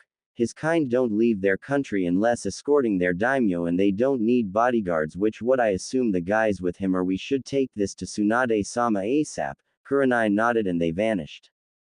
One of Green's bodyguards walked closer. Sir, I think that guy made you. What should we do? Green continued to walk but said, nothing. It doesn't matter if he knows what I am. The money is all they'll care about in the end. But sir, Green turned to him, don't argue with me. Death sounding in his voice. His guard looked at him, sweat going down his face. Sorry sir. Green stared the man down. Come on, it's a festival and I can use a drink. Those Ambu are starting to annoy me, Green said, knowing full well he was being followed since he left the Hokage office. By the way, you're buying, maybe that will shut you up for a while. His guard shivered. Yes sir. One of the other guards walked closer. Sir, we have more reports coming from your spies. They saw him again en route to Konoha. He looked pissed.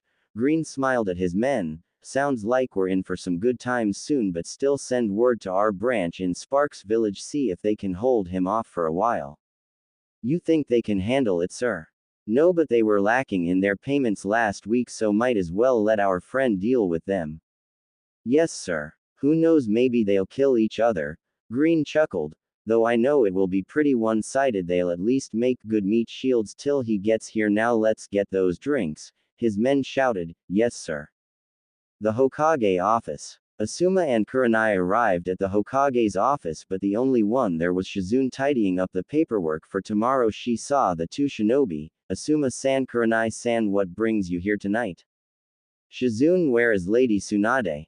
Asuma said. Shizune thought about it for a moment. She is probably getting the people she needs for a mission we got from our new client. Why? Is it a guy wearing a green overcoat and top hat? Yes, what's this about? Asuma-san, Shizune said, starting to get worried. Kurenai spoke. Asuma thinks this guy is a guardian like himself. Asuma was annoyed. I don't think I know he is. After I joined as a shinobi guardian, we did homework on other types of guardians around the nations. This guy is one from the land of steel trees. Shizune was surprised. Are you sure? Asuma, steel tree. Guardians only leave their land when they intend to kill someone. Asuma nodded, confirming. Kurenai was a little confused. Wait, I thought guardians never leave their daimyo's side and don't go on missions. Again Asuma nodding, saying, that's right, so now you know why I'm confused. Shizune nodded but said, nevertheless he's meeting with the council in 3 days and Tsunade is busy right now, you will have to see her tomorrow. Asuma was not pleased. What, why? Because she is trying to make this deal happen, but my advice is you're going to be representing your clan at the meeting, so make sure everything you say is right.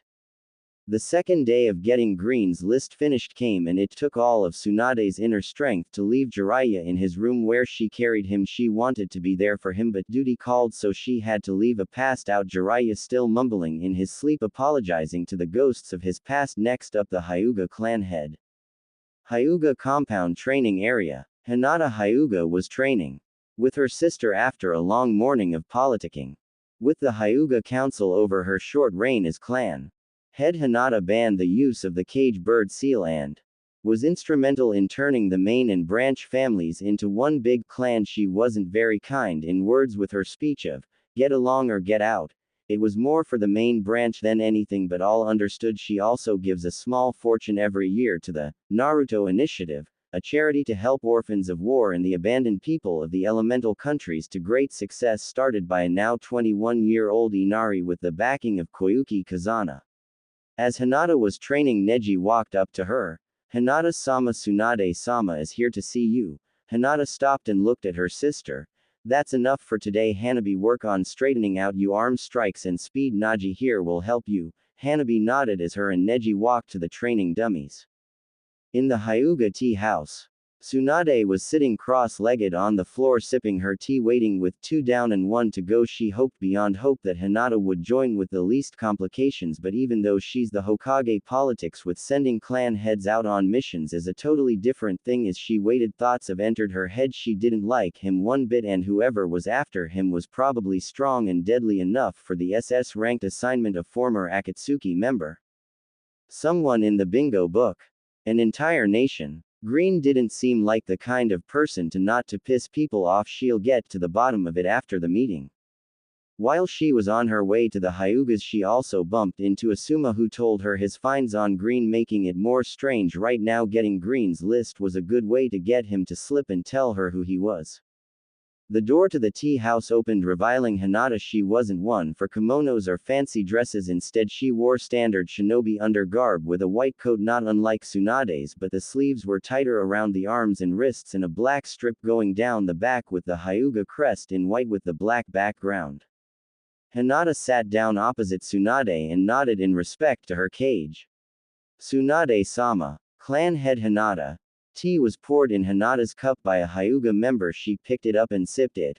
What brings you here today, Tsunade-sama? Tsunade tried to be careful with the words. Konoha has a new client he's looking to hire us for a SS-ranked protection mission. If I'm not wrong, that is usually reserved for daimyos in times of war. Are we at war? Hinata eyed the Hokage.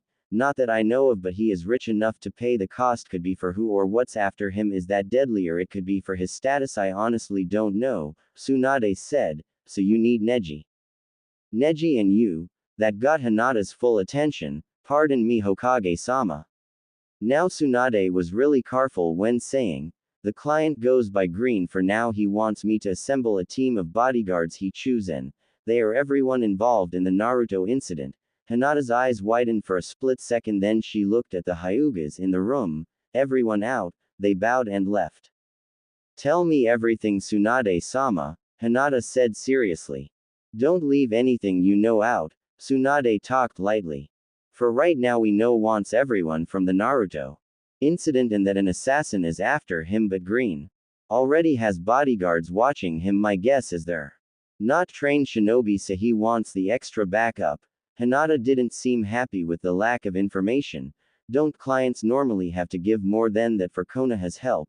Tsunade answered honestly. They do. Right now the money is the big factor of why I'm trying to get you on board now, but after that Green has to appear in front of the Konoha Council for approval, where he must give us all the information. Hinata was cautious, the shinobi counselors only. Tsunade shook her head. Shinobi and civilian both, because it affects Konoha as a whole considering the rank in Prince. Hinata didn't like that one bit. How much is he paying? Tsunade was honest. 10 million ahead and 20 million to get you Jiraiya and Sakura brings the cost to 310 million. Hinata was also honest. Those people won't look at the risk, only the reward. Tsunade agreed and spoke. I know Hinata, but Konoha needs that money and unfortunately we may have to deal with him. It frustrated Hinata. Did he say way he wants us? Tsunade lowered her head. He said he'd feel safer with the Kyuubi killers with him. That bastard, Hinata said angry. I know, but what can I do to get you to join? Tsunade said, hoping. Thoughts raced around Hinata's head as a clan head. Especially for the Hyugas, one must be prepared for anything. She know all too well a lot of the elders hated having the cage bird seal banned from use on the branch family and would use her absence as a chance to bring it back, and the former branch family would fight for their new freedom. It could be a war of families. She had to consider all options. Normally Neji would watch over things when she was away, but he's going as well, so that leaves one option. In order to make sure my clan continues to run smoothly, I will place you as interim head of the Hyuga clan, Tsunade-sama, and I will join given that 5% of the money is donated to the Naruto initiative. That is non-negotiable. Tsunade spat out her tea. What? Hinata looked at the Hokage. Under Konoha guidelines, if the clan head is away and no one is picked to run things, the Hokage takes control of clan affairs as interim head. I don't like it either, but my control on things would be challenged when I'm away.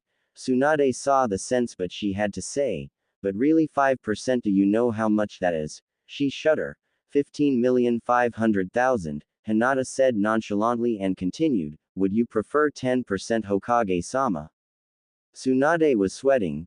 Didn't think so, the Hyuga head said, then her eyes went dark under her lavender hair. Besides, consider this your chance to regain my full trust. I'm gambling on you, Tsunade, with the safety of my clan. Tsunade understood and nodded. When's the meeting? The day after tomorrow. Understood. My apologies, but I must attend to other business. Hokage-sama, I will see you at the meeting. If there is anything you need as interim clan head, Hanabi will be your second. With that, Hinata bowed and left her family's tea house while some Hyugas came to respectfully show Tsunade out. Now all she had to do was prepare for the council meeting with Konoha Council Chamber. Day of meeting. Tsunade spent the better part of the night making sure her questions and answers and facts were straightened out so she could counter anything Green sent her way. Something told her he could be a manipulating bastard when he wanted to be, as the council was getting into order. The clan heads with Hinata representing the Hyugas and Asuma for the Sarutobis were ready. The remaining Konoha 10, Sasuke and Kakashi on the side, standing at full attention when the chamber doors opened revealing Green and company. He walked and sat down. No bowing, no respect, no nothing. The council was not pleased. From the moment he entered, the council were not fans. A civilian councilor stood up. It is customary to bow before the council when entering the chamber.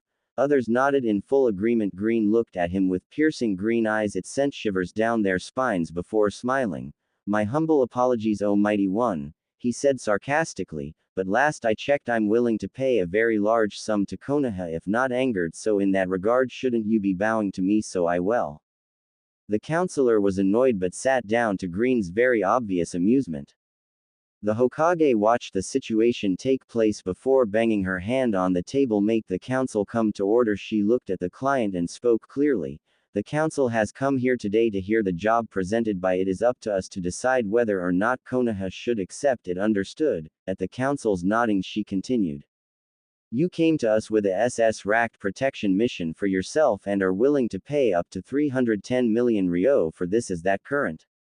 Hearing that amount got people whispering in the chambers even more when Green nodding his yes. For us to do such a mission we need all the answers. Will you comply to this? Again Green nodded yes. First, what is your real name? Kamen. Guro Kamen, former guardian and now interim daimyo of the land of steel trees. The now known Kamen said, smiling at the look of the council. You're an interim daimyo, Tsunade said, shocked. Going on about 6 years now, Kamen replied. What happened to the actual daimyo? A councilman asked now more respectfully. He and his family were found dead, killed by the hands of an assassin with no other heirs. The position fell to the lead guardian, myself, Kamen said nonchalantly.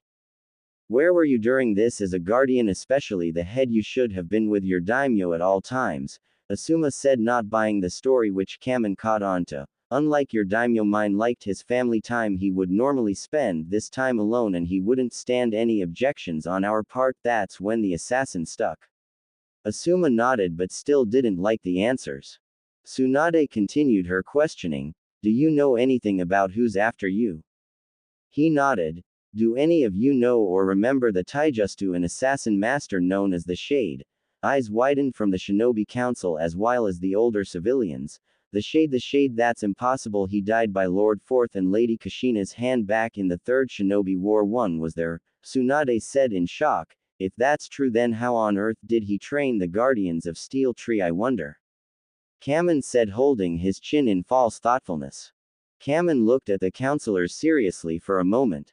You see, the fight that is in Konoha's history books is false. When the Shade and the Fourth and Kushina fought, it was a draw, just like Sarutobi was the god of shinobi, the Shade was the god of taijutsu, and just as strong. He could even survive the 8th gate of unlocking. That was the reason why the yellow flash and red-haired demon couldn't take him out. He was that powerful, but he allowed people to think he was dead for unknown reasons so he could live a pretty relaxing life in Steel Tree where he trained the guardians, myself included, up until his death 6 years ago. Hinata was the one to ask. If he is dead now, how's he after you? Kamen looked at her as if she was stupid, because this Shade is the one the original passed the name down to before he died. Duh. Hinata didn't like his tone.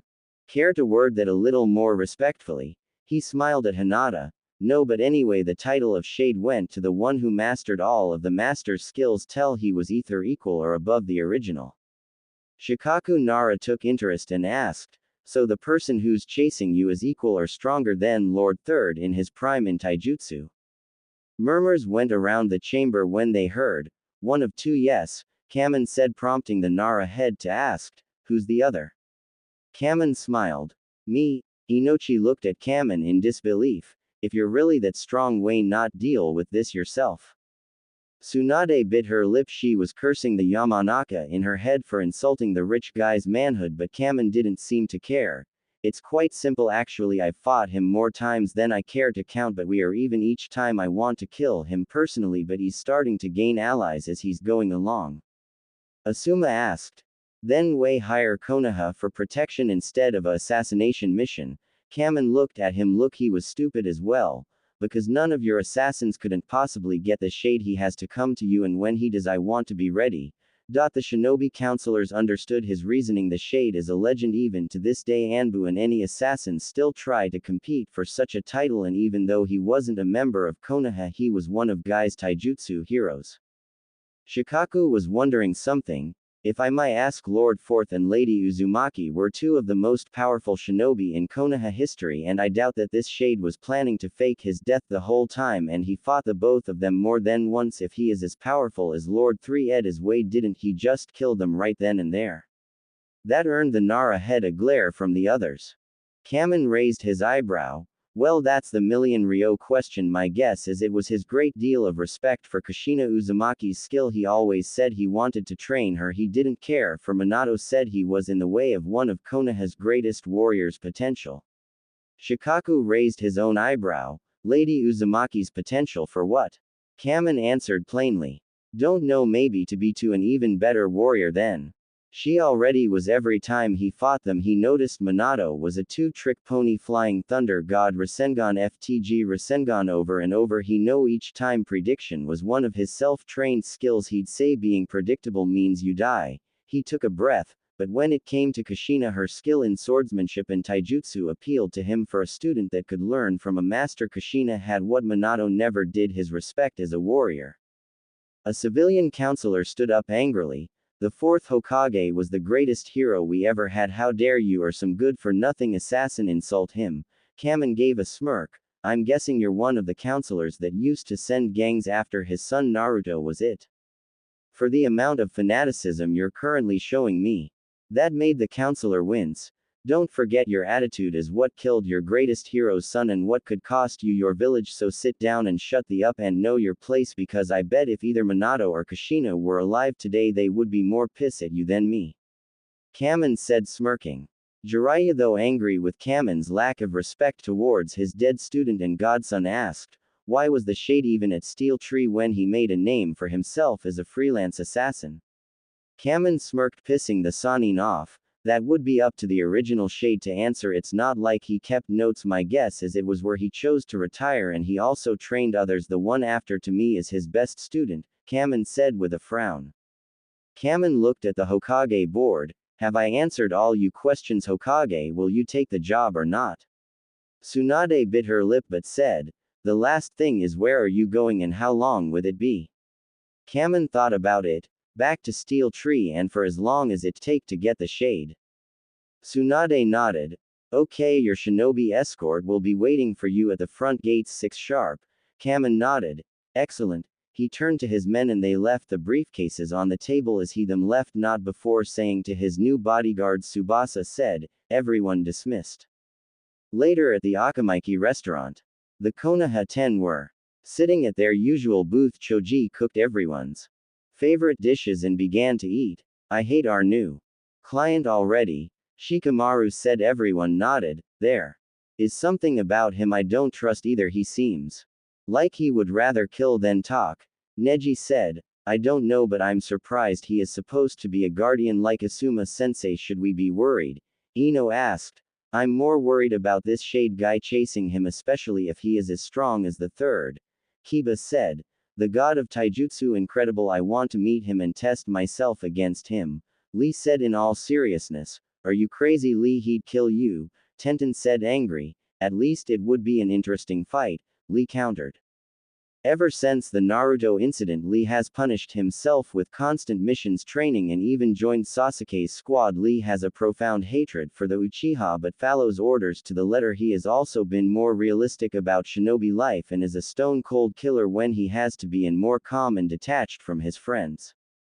Nevertheless, we expected the contract. We have to deal with it no matter how troublesome it is, Shikamaru said, taking a sip of his drink. Sakura, however, had her own thoughts. Does it not make you wonder why he wants everyone responsible for Naruto's death? He was blatant about it too. Kita answered with, who knows, maybe he likes the Kyuubi killer angle.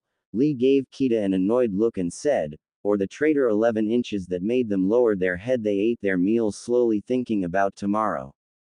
At the Red Leaf Shinobi Bar, Sasuke, Kakashi, and Jiraiya sat at their booth talking about the goings-on around the village and about their new client. So Guro Kamen is a guardian like Asuma? That interesting, Sasuke said, sipping his drink. It's not as important as this Shade person that after him Minato-sensei used to tell horror stories about him. If you were on his list nothing could stop him from getting you.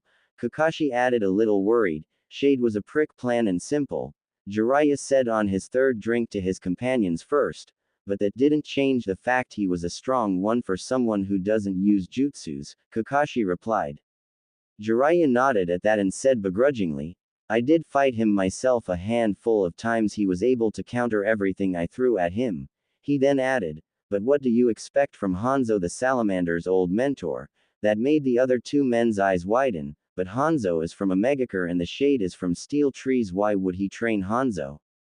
Kakashi said, astounded. I doubt the Shade was originally from Steel Trees, but I guess he saw something in Hanzo that I saw in those 3 kids I trained from there. Maybe it's something the rain there that with people I don't know. Sasuke had to ask, Hanzo was a shinobi, but you said Shade wasn't. How did he train Hanzo? Hanzo was a samurai before he became a shinobi. I figured Shade trained Hanzo before he made the transition from one to the other, but might have helped him with his stealth skills afterward. Shade may not have been a samurai, but he knew his weapons. The two nodded. It made sense, kind of. Still, the way everyone talks about him, you'd think he was the boogeyman, Sasuke said. He was. We only found out that he was alive after all this time. Like I said before, he may have been in Steel Tree, but I doubt he was born there. Even Kamen said it was his retirement spot. Jiraiya signed and the continued. And to make matters worse, this new guy is supposed to be stronger. Shade wouldn't just pick anyone to carry his name. Jiraiya was visibly worried at that. Sasuke wasn't as brash and egotistical as he used to be, but still said, "We have two Sharingan users and a Sannin. How could he beat that?" He smirked, but Jiraiya looked at the boy in his eyes and said, "A Sannin he's beaten back when I was in my prime, and Shade has killed dozens of Uchiha more than once, and with you two together is only equals one full set," saying it as brutally honest as possible.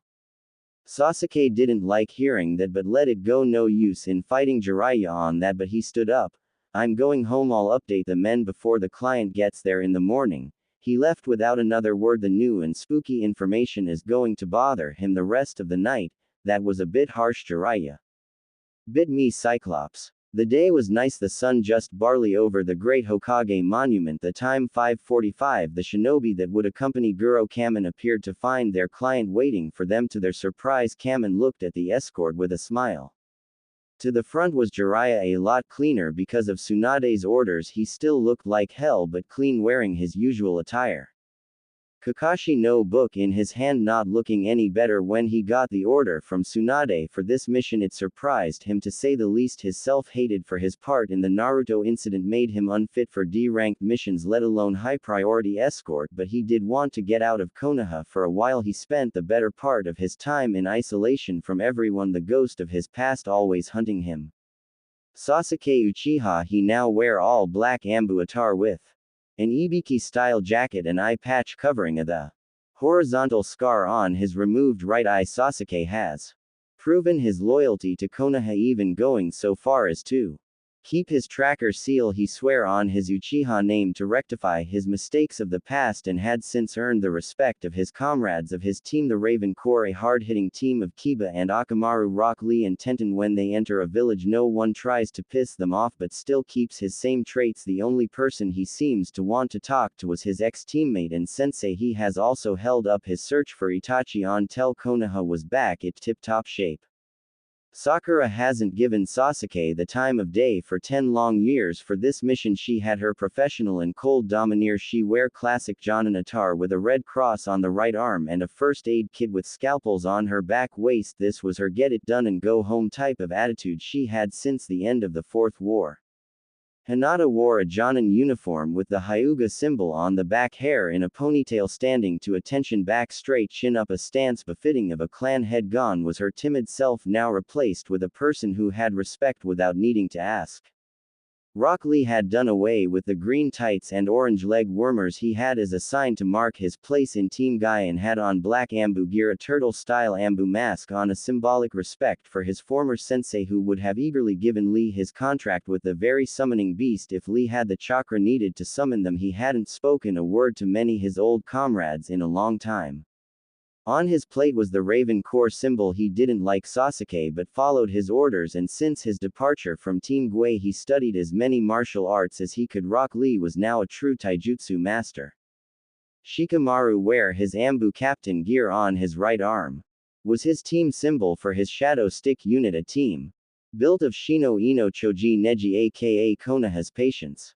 This team was a strategic-based assassination corps, able to silently track, kill and stage the like an accident or betrayal, leaving Kanagakur unnoticed. His mask was a stag, the Nara's guardian animal, roped on his waist, and a pair of trench knives from Asuma he carries with pride. He stays true to his family's calm and collected personality, especially for strategies, but is far from lazy these days. It has been said if the Naras weren't lazy they'd rule the world, and Shikamaru was the reason why they think that he even outranks Sasuke on most missions, to which the Uchiha will personally attest to Shikamaru being the better choice. Shino was in Ambu Gar with his beetle mask and a heavy jacket. Tenten had a faceless mask with no color except two swords in an regular Ambu uniform, and on the forehead in black. She also had a collapsible spar on her back and several scrolls holsters to her sides and lower back. Kiba had a dog mask and clawed gauntlets with his Ambu tracker outfit. Choji was wearing a Shadow Strike uniform and a large collapsible hammer holstered to his side he got from the war. His mask was a bull. He wasn't as big as he once was but wasn't trim either from what he lost in weight he made up in speed.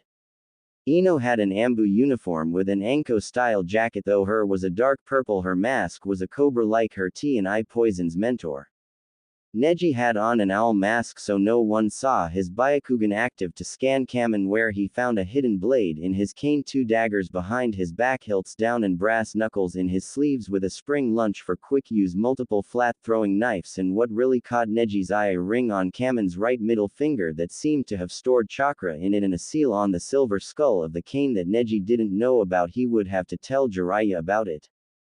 As the elite of Konogakure were standing to attention, Shikamaru, Sasuke, and Hinata were coming up with a plan of action with the client. The team will be a 3-leader group of Shikamaru as the main, Sasuke as the second, Hinata as the third. Jiraiya and Kakashi were to be the last line of defense for the client to be by his side at all times. Both hated the idea but both understood as well it hurt Tsunade to send these two out on a mission, but hoped time away from Konoha and away from Naruto's grave could heal them just a little. As Kamen watched the three interact, he noticed something from the corner of his eye, something creeping around the shadows. He grinned and looked to his escort, saying, "If we are heading out, I have an order for you." The 3 leaders looked at him. Shikamaru was the one to say, "And what would that be, Kamen-san?" Kamen looked at the rest. Out the escort. "Tell your men to remove those stupid masks. I want to see their faces." Sasuke raised an eyebrow. "Why would you want that?" he said in an annoyed tone. "I want to see what the traitor 10 look like," Kamen said with a smile and angered all who heard. "I wouldn't say that name again, Guro," Hinata said angrily. "Then try something to keep me from saying it, Hyuga," was Kamen's response. Not wanting this to get any further, Kiba removed his mask. When the others saw this, they did the same. Kamen saw this. A wide smile appeared on his face, knowing he got his way. He started to pass back and forth down the line of shinobi. "So this is the so-called legendary Kyuubi killers. Must say you all don't look like much," he said, a little disappointed. "Hard to believe you lot killed the Jinchuriki of the Kyuubi, but then again." His back was turned. "That was just a low blow to all of them," Kiba shouted. "I don't care if he's a client or how much he's paying this asshole going down." Kiba was about ready to attack when he froze. He fell to his knees and couldn't breathe. Everyone was worried. There was a strang needle in his shoulder. Sakura went fast to remove it until a knife was thrown at Kamen head. A swipe of Sasuke's katana blocked it. His one good eye on Kamen, who was smiling unaffectedly at the attempt on his life. The shocked crew of shinobi scattered. Kakashi and Jiraiya jumped in front of Kamen, kunai in hand and ready to use. Tenten, Lee, Shikamaru, and Hinata were standing to the left of the ally Choji, Sasuke, and Shino to the right in their battle stances. Sakura was checking Kiba, Ino covering them. The dark ally showed nothing. Tenten yelled, "Come out and face us, coward." Nothing came as a response until Jiraiya's senses kicked in. He turned around. It time to block a kick strong enough to send him to the ground. Any slower he'd be dead. The assassin pulled out a blade and swung it to the still motionless Kamen, but Kakashi stopped him just in time. Locking blades, Sasuke jumped in to stab the assassin with his sword, only for the assassin to block with another dagger. Without warning, he and leg swiped both to the ground. It surprised all who saw it. Nobody should be able to get the best of the Sharingan users and Sannin so easily. The assassin knows the shade wasn't done when Kakashi and Sasuke hit the ground. He brought his daggers up in the air to bring down to stab the two, but wasn't allowed to as he had to back flip over Tenten, who was about to impale him with her spear. When his feet touched the ground, Shade charged his shoulder, tackling her hard to the ground. The next, where the two Hyuga both the fighting stance of their family, Shade turned to them, giving everyone a good look as he stood up straight, blade in hand. The Shade was standing straight, right side facing away from the two Hyuga, his knife in his right hand, blade underhanded, his left hand resting on the hilt of its holstered twin thumb and index touching the handle. Ready to use, the Shade wore lightweight black leather armor, black leather gloves with forest green arm protectors that were leather, and metal black leather boots with green leg protectors that wear the same style as his arm ones. On his head was a leather hood that seemed to mold around his head, and a green cloth covering the lower part of his face. What shocked the Hyugas was their Byakugan couldn't see through the mask. There was a seal invisible to the eye preventing them from seeing his face. On his right index finger was a ring much like Kamen's with the same weird chakra held in it that only the Hyuga could see. His waist and in his hand were two green and silver Bowie knives. They looked like they were for a military stealth operation, with a green metal handle with silver looking hand guard. The blade itself was perfect 8 inches long, 2 inches wide, with a 4 inches handle. One side was a sharp cutting side while the other was serrated, most likely for getting through barbed wires quickly and quietly. Tenten would be drooling if they weren't being used to try and kill her and her friends, but what got their attention more was the green sash that looked much like Kamen's own, and his ice-cold blue eyes. They looked like they could freeze the fires of hell itself. It was a frightening sight to behold the Shade himself standing there watching like the green-clad Grim Reaper, waiting for them to come and face their death. Hinata and Neji tensed under the glare of the Shade. But Hinata won't allow that to stop her. You stand here in Konogakure attacking our friends and client. How dare you show such disrespect? The Shade didn't respond as Hinata continued, you stand against the strongest the Hyuga have to offer. Surrender or die. Shade stared at her for a moment before turning with a high spin kick, a blocked Lee dynamic entree, the quiet version he tried to do while Hinata had him distracted. The kick hit Lee's foot, throwing him off balance in the air, hitting the ground hard where he was about to receive an axe kick. He rolled out of the way to catch his breath. Shade turned back to the Hyuga, cracking his neck as a sign he'll go down fighting. With a glance to Neji, the head and second in command of the Hyuga clan, changed chakra enhanced plums flying towards the unfazed assassin. The combo the cousins were sending his way were not connecting. To their surprise, the Shade didn't even seem like he was trying. The dodging seems expertly and specially planned for the Hyuga Gentile palm. It wasn't till Neji's next strike that the Shade stabbed Neji's open palm, going right through his hand with his knife, stopping his attacks and grabbing Hinata's wrist, twisting it and putting his left foot on the back of her leg, forcing her to the ground and yanking the blade from Neji's hand and brought to her neck. That the fighting stopped from the shock and worry of their comrades. Shade continued to twist her wrist till there was a sickening popping sound. Hinata let a grunt of pain but didn't scream or move, with the knife still very much preset against her neck, proving his point that he was not to be. With a little blood was seen leaking from the spot he was cutting her from his cold blue eyes, ever watching their movements. Sakura was watching the display with fury in her eyes.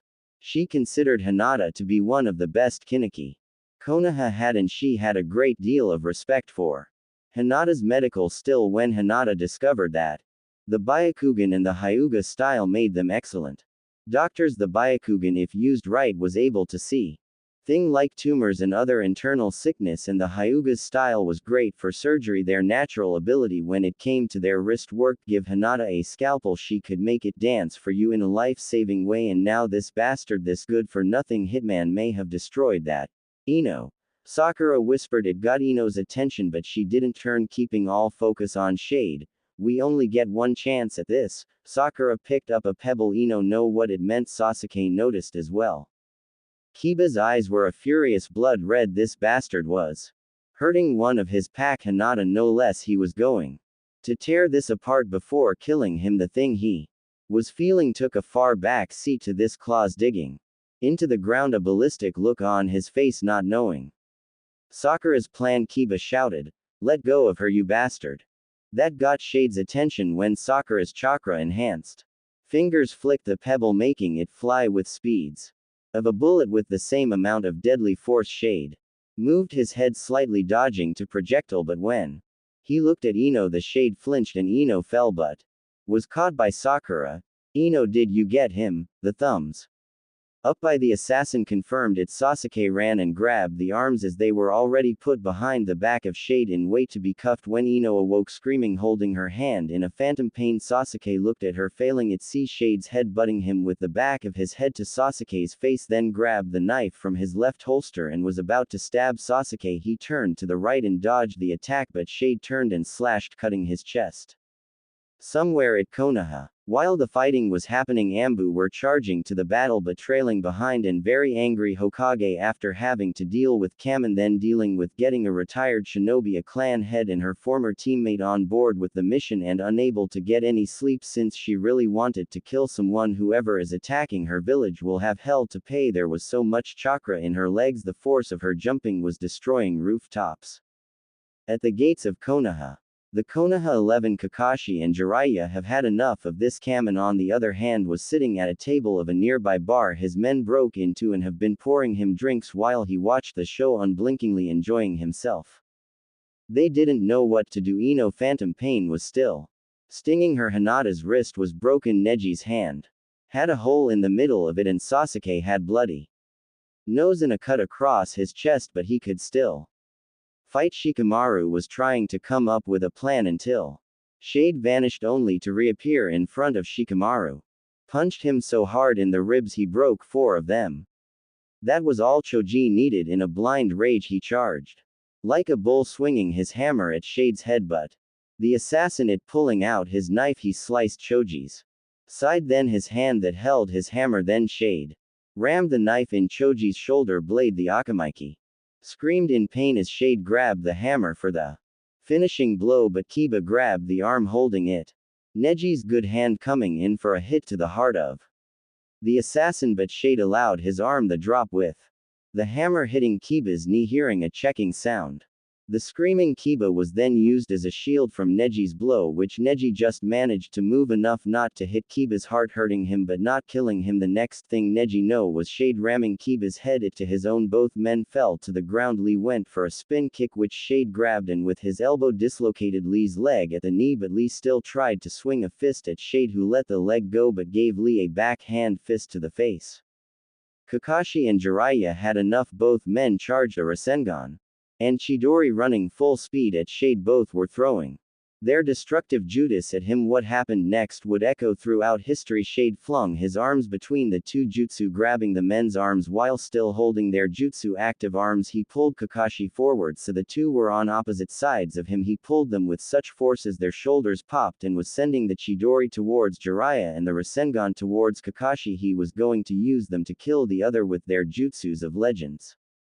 Tsunade arrived in time to see it happening. It was as if time slowed down. Eyes widened at the sight. Her thoughts were screaming seeing as she couldn't. No, she managed to get out moving as fast as she could. Kamen was even shocked at what was going to happen. Shade was going to win when a force of nature slammed into his unguarded back, a pink blur launching him from his spot flying into a black blur kicking him to the ground. Sakura with all her might pushed the two older shinobi away making the fly 10 feet in the opposite direction. The black blur appeared as Sasuke went with such speed to Shade's sword in hand that actually got a hit slicing the assassin's arm before he moved out of the way. Sasuke and Sakura standing side by side like the old day. The assassin known as Shade inspected the cut eyes. Nearly glowing blue in anger he looked at the two not happy at all but still not making a sound of any type of pain. He pulled his knives out and took a stance. For the first time since the fighting started Sakura and Sasuke were ready. Sakura in her fighting stance, Sasuke sword in hand. No one moved for what seemed like a minute until they heard the Shade speak in a muffled whisper. Open first gate. And like a hurricane everyone was hit with a blast of power. The Shade's stance didn't change as the power flowed through him. No screams of power, no tension in the body. He was used to it like it was an everyday thing. Sasuke covered Sakura as she charged at the Shade who dodged her punch easily delivering one of his own back. But Sasuke pushed her out of the way slashing at Shade, who blocked with his knife then jumped in the air. The two teammates joined him. Sasuke trying an upward slash. That shade moved mid-air from then using his arms in an X blocked Sakura's axe kick. The two held that position all the way down as Shade's feet hit it, created a small crater. Sakura, putting more force into it, Shade just managed to escape only to be greeted by Sasuke stabbing motivation towards him, moving to the right and spinning down the to Sasuke. Shade pulling his knife in an underhanded swing, aiming for Sasuke's face only for him to roll out of the way.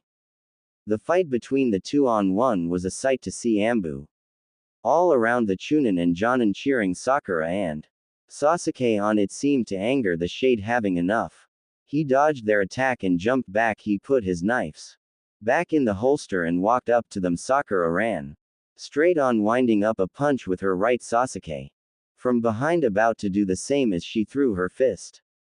Shade with his left open hand grabbed her fist and all the power with it. He didn't move, then brought her forward for a knee to the gut, then hooked his right hand under her arm, keeping her bent over and moving at a speed that her head hit Sasuke's midsection, making him bend, then grabbing a handful of pink hair brought the back of her head into Sasuke's face before kicking him into a wall. Sakura, dazed, tried to land a hit but to no avail. The last thing she felt was something sharp in her side before she fell. The look on everyone's face at seeing the brutality the Shade had shown stunned all but Lee. He was mad. He watched Shade with anger, unable to do much with his leg in such a mess, it being dislocated at the knee. He grabbed the lost leg and with a scream to soften the pain slammed it into the ground, popping it back in place. He stood up and looked at the man that turned in time to see the display, his angry yet neutral look still in place. Lee yelled at the top of his lungs. Gates of opening, rest, life, pain, closing.